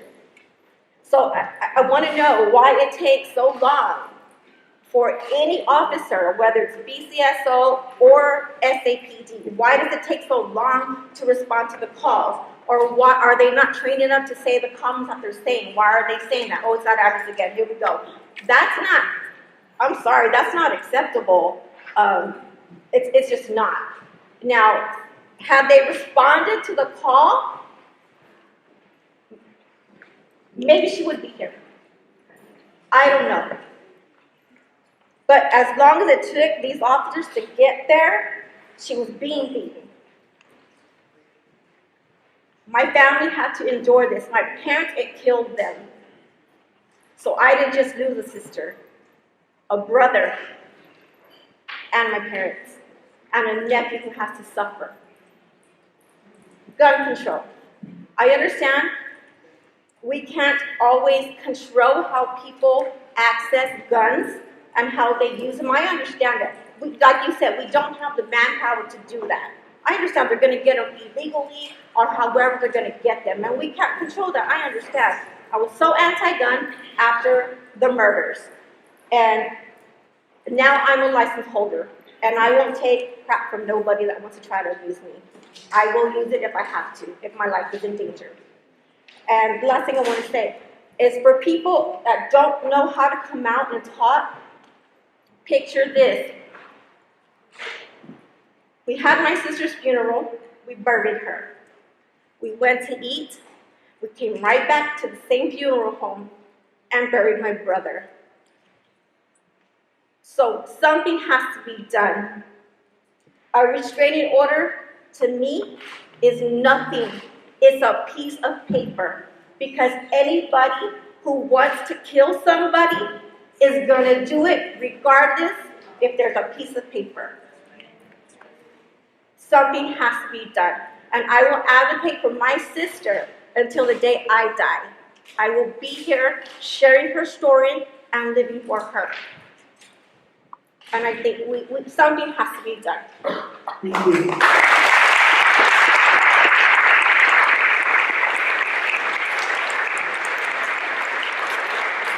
If I'm reading correct, that happened 2011? Well, I can tell you from the BCSO perspective, it sounds like that's who handled it. We've come a long way. Certainly since then, definitely the past 2.5 years since I've been in office. Thanks to our brand new substations that we just opened up in December, our response times this year are to non-emergency calls 12% faster than they were last year. And 911 emergency calls, 18% faster than the same time last year. So we're certainly growing leaps and bounds with respect to that. With respect to our training, and certainly it sounds like you've dealt with some sensitivity issues, major sensitivity issues, customer service issues. Recently, we've doubled the number of training hours that our deputies spend in in-service training. We went from the state minimum, around 20 hours a year, to 40 hours a year to mirror what SAPD did my entire career that I worked over there. And quite a bit of that training, with those extra hours that we added in, we're able to devote to sensitivity, certainly customer service training. But additionally, Marta Perez comes in and teaches a great block on family violence. Not just how to handle it. Yes, I mean, every first responder definitely needs to know how to handle family violence, but she's also teaching us as first responders to look inward. Do you have the signs of being an abuser? Do you have the signs of being a victim? And does it need to be addressed? So we're certainly, all of the points that you made are excellent points. I'm so sorry that on behalf of the system, it seems like the system let you down.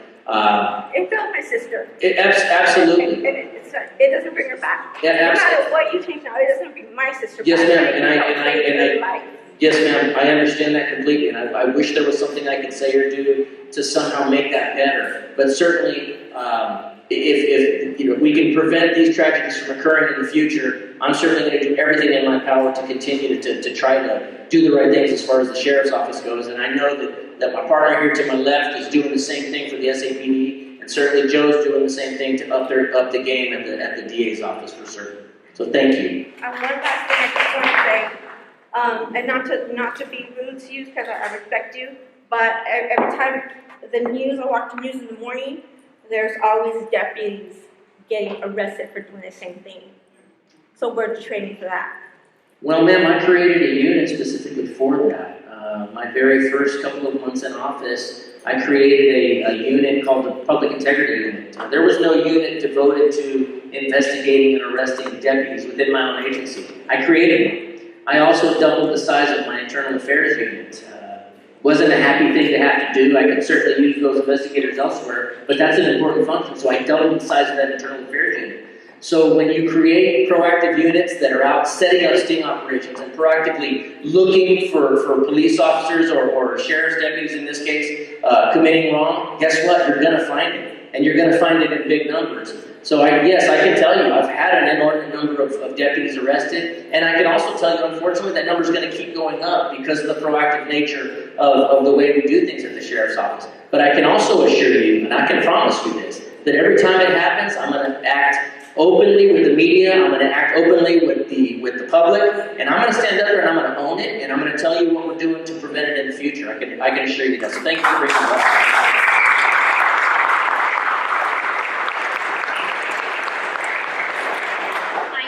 My name is Araceli Elizondo, and I'm here on behalf of the Christine Mesa Foundation. My best friend was murdered also in 2011. I don't have any questions or anything, but simply an invitation to let you know, and those behind me know, that on October 5th, we are hosting a 5K to bring awareness on the issues and impacts of domestic violence. So together with Ms. Marta, who is beautifully outspoken at Family Violence Prevention Services, again, we host a 5K called the Purple Run, and I just want to extend the invitation to all of you up there and those that are here in attendance. Thank you. Thank you.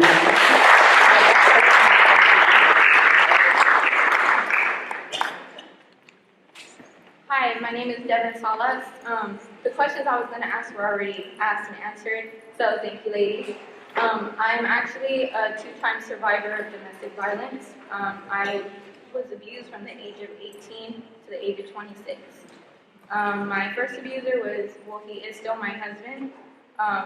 He was in the military at that time, and we had 2 children together, and my oldest son did witness a lot of the abuse. And it got to a point where the alcohol and the drugs had just took over to the point where he didn't care anymore. So we separated when he went on his second deployment, because that was my only way out. My second abuser, we have 3 children together. Again, the drugs had took over that relationship. There was nothing I could do. It didn't matter how much I tried to love them, try to love that out of them, it didn't work. And even trying to get help for them didn't work. My second abuser, he did abuse my oldest son. So my oldest son is 8 years old, and he's also a 2-type survivor of domestic violence. Unfortunately, CPS had got involved, and they had removed my first 2 kids because my second abuser abused my son to the point where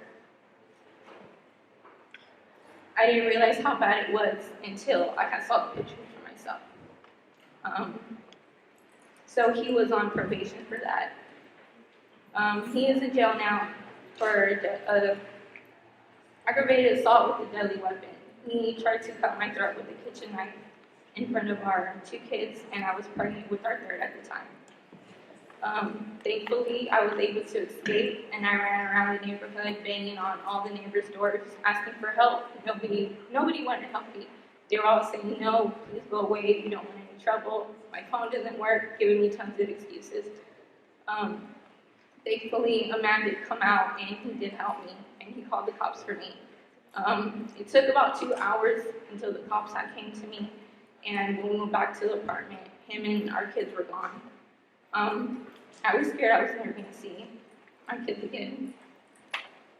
Luckily, 30 minutes after the police had did an investigation, took pictures of myself, because I was covered in bruises. I had bruises I didn't even know I had until I saw the pictures.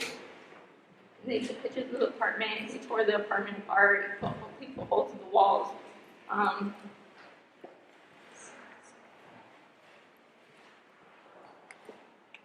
30 minutes after I had locked myself in the apartment thinking he was going to come back, the cops actually came back knocking on the door saying that he's here, come get the kids.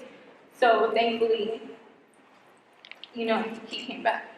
But after a year, he finally got 5 years for trying to kill me in front of our kids while I was pregnant. But he was on probation for child abuse for my older kids. But they didn't give him the rest of that probation, even though he revoked it. So my question is, comment, but if that previous record could get looked into more when an abuser abuses again, I think that would help out so much, because I don't feel like my kids were served, their justice. He gets out of jail in 5 years, and he's not going to get the rest of his time. He's just going to go back to being free. And along with that, more programs for the abusers, I feel, would make, a difference.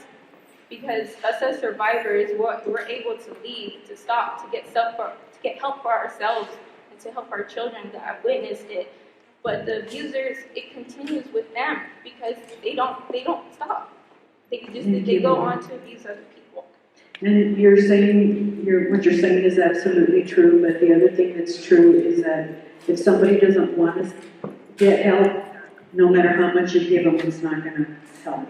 It's not going to make a difference. One more, and I don't know if there's already a program out there, but if there was a program created for the children that have to live with this every day, and not only that, my 4-year-old remembers it like it happened yesterday. He has nightmares about it. He even tells the doctors that my daddy cut my mom's head. And he has autism, so it's even harder for us to try and handle that. Okay. So, and he shows the same aggressive behaviors. Martha's going to talk to you about the services they have at their children's center. Absolutely, all free of charge, okay? For you, if you need services, it sounds like you could use those services as well, and for the children, okay? So call the Family Violence Prevention Services. Okay, thank you. You're welcome. Thank you.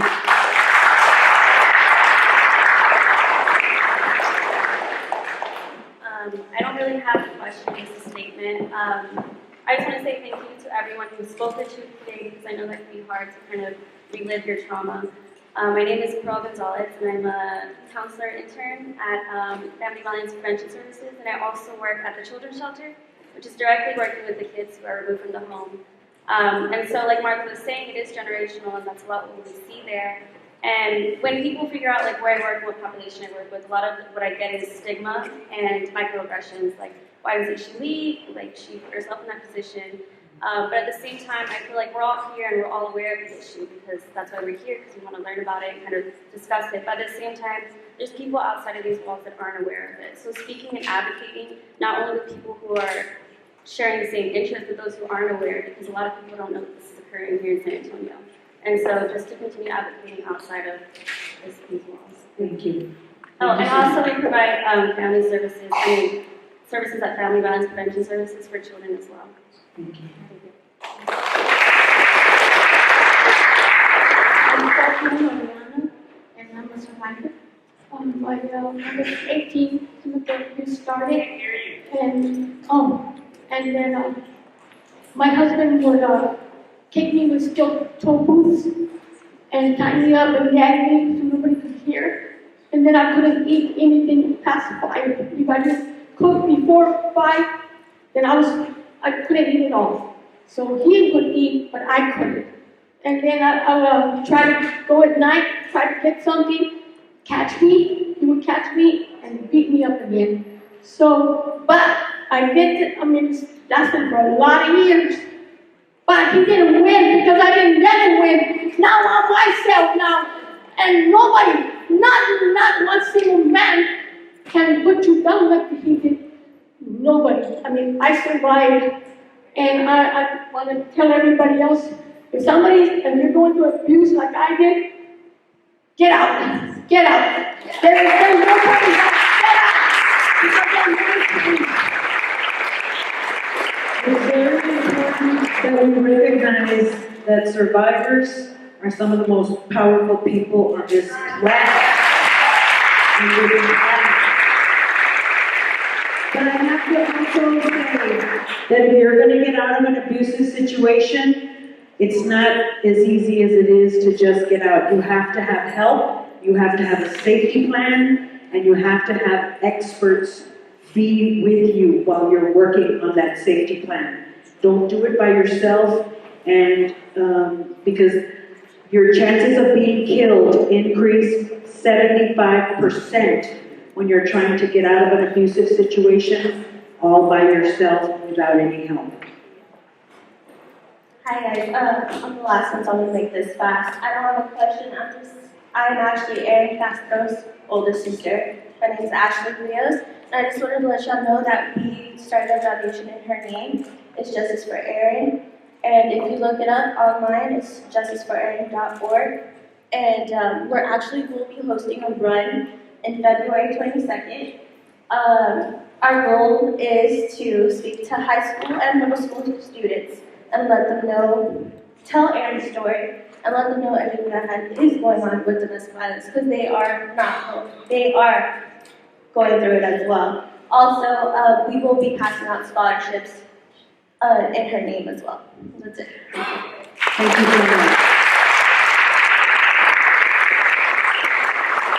On behalf of the Peace Initiative, I would like to thank all of you for coming out tonight, for staying over, for listening. I know this is not easy, and probably a bunch of us are traumatized, but we need to know these things, we need to hear these things, and hopefully they'll inspire us to change. Tonight, we're going to close out tonight's session with Congressman Castro saying a few words. Thank you so much.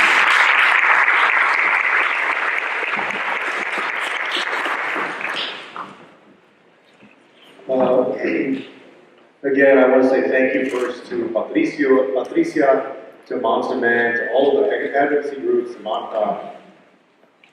who are here tonight and who are so helpful on these issues, particularly on domestic violence. And to the folks in law enforcement, to the mayor. The mayor had eye surgery today, but still was able to come and listen. Thank you, Mayor. And to the survivors of domestic abuse, we are sorry for what you went through. Nobody up here can take away the past and the pain. To the children and to the family members who witnessed those things or who lost loved ones, we grieve with you for your loss. And to a community that is affected by domestic violence, I know that I speak for myself, Congressman Doggett, Congressman Hurd, all of the elected officials here, when I say that we will do everything that we can in our power to change this. The first thing that I believe that we should do, it's clear that there is not enough organization in San Antonio to deal with this problem comprehensively. What I would like, I spoke to Lloyd as we were here together, what I would like for us to do is to bring together elected officials at the different levels of government together the members of Congress on the federal level, the state legislators, members of the judiciary, the city council members, the members of the county commissioners court, to sit together and listen to the advocates, to the survivors, and to others, and figure out how all of us working together can actualize the suggestions that you have for change. Because all of those suggestions have to be turned into laws or into funding to combat domestic violence. I want us as elected officials to come together at the different levels of government to sit and listen and work together and figure out how we can actualize change. For example, there are concrete things that we heard tonight. I want to take up a small one, but a very important one that was discussed. I don't know, and there may already be, but I don't know when you call the emergency line for the county or for SAPD, whether you can request that an officer come out who specifically speaks Spanish. You guys are able to do that, Chief? Are they able to do that? Okay, I hope that has become routine, that's systemic. But I want us to get together so that we can put in place very specific changes and make those things happen. And you have my commitment that we'll continue to work on these things and that we will do this again in short order so that we can listen to more survivors and so that we can give you an update on our progress. Thank you very much for being here.